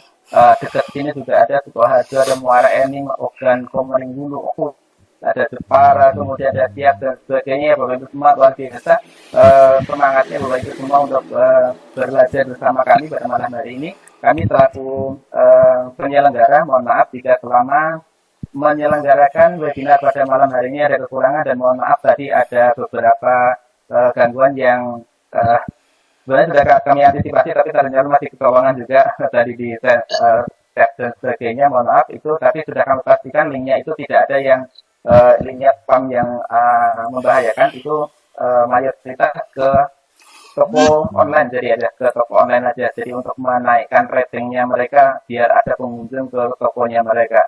Nah ya kita sudah repot juga di tokonya, semoga mereka bisa berjualan dengan cara yang baik lah. Kalau misalnya mengundang tamu ke toko ya dengan cara yang baik, jangan nyebar depan di tempatnya orang gitu ya. Baik, terima kasih Bapak Ibu semua. Kita akhiri webinar pada malam hari ini dengan bacaan hamdalah bagi yang muslim, bagi yang non muslim silakan baik. Alhamdulillah. Alhamdulillahirobbilalamin. Terima kasih Bapak Ibu. Kami akhiri. Assalamualaikum warahmatullahi wabarakatuh. Waalaikumsalam warahmatullahi wabarakatuh. Terima kasih Bapak. Terima kasih Bapak semuanya.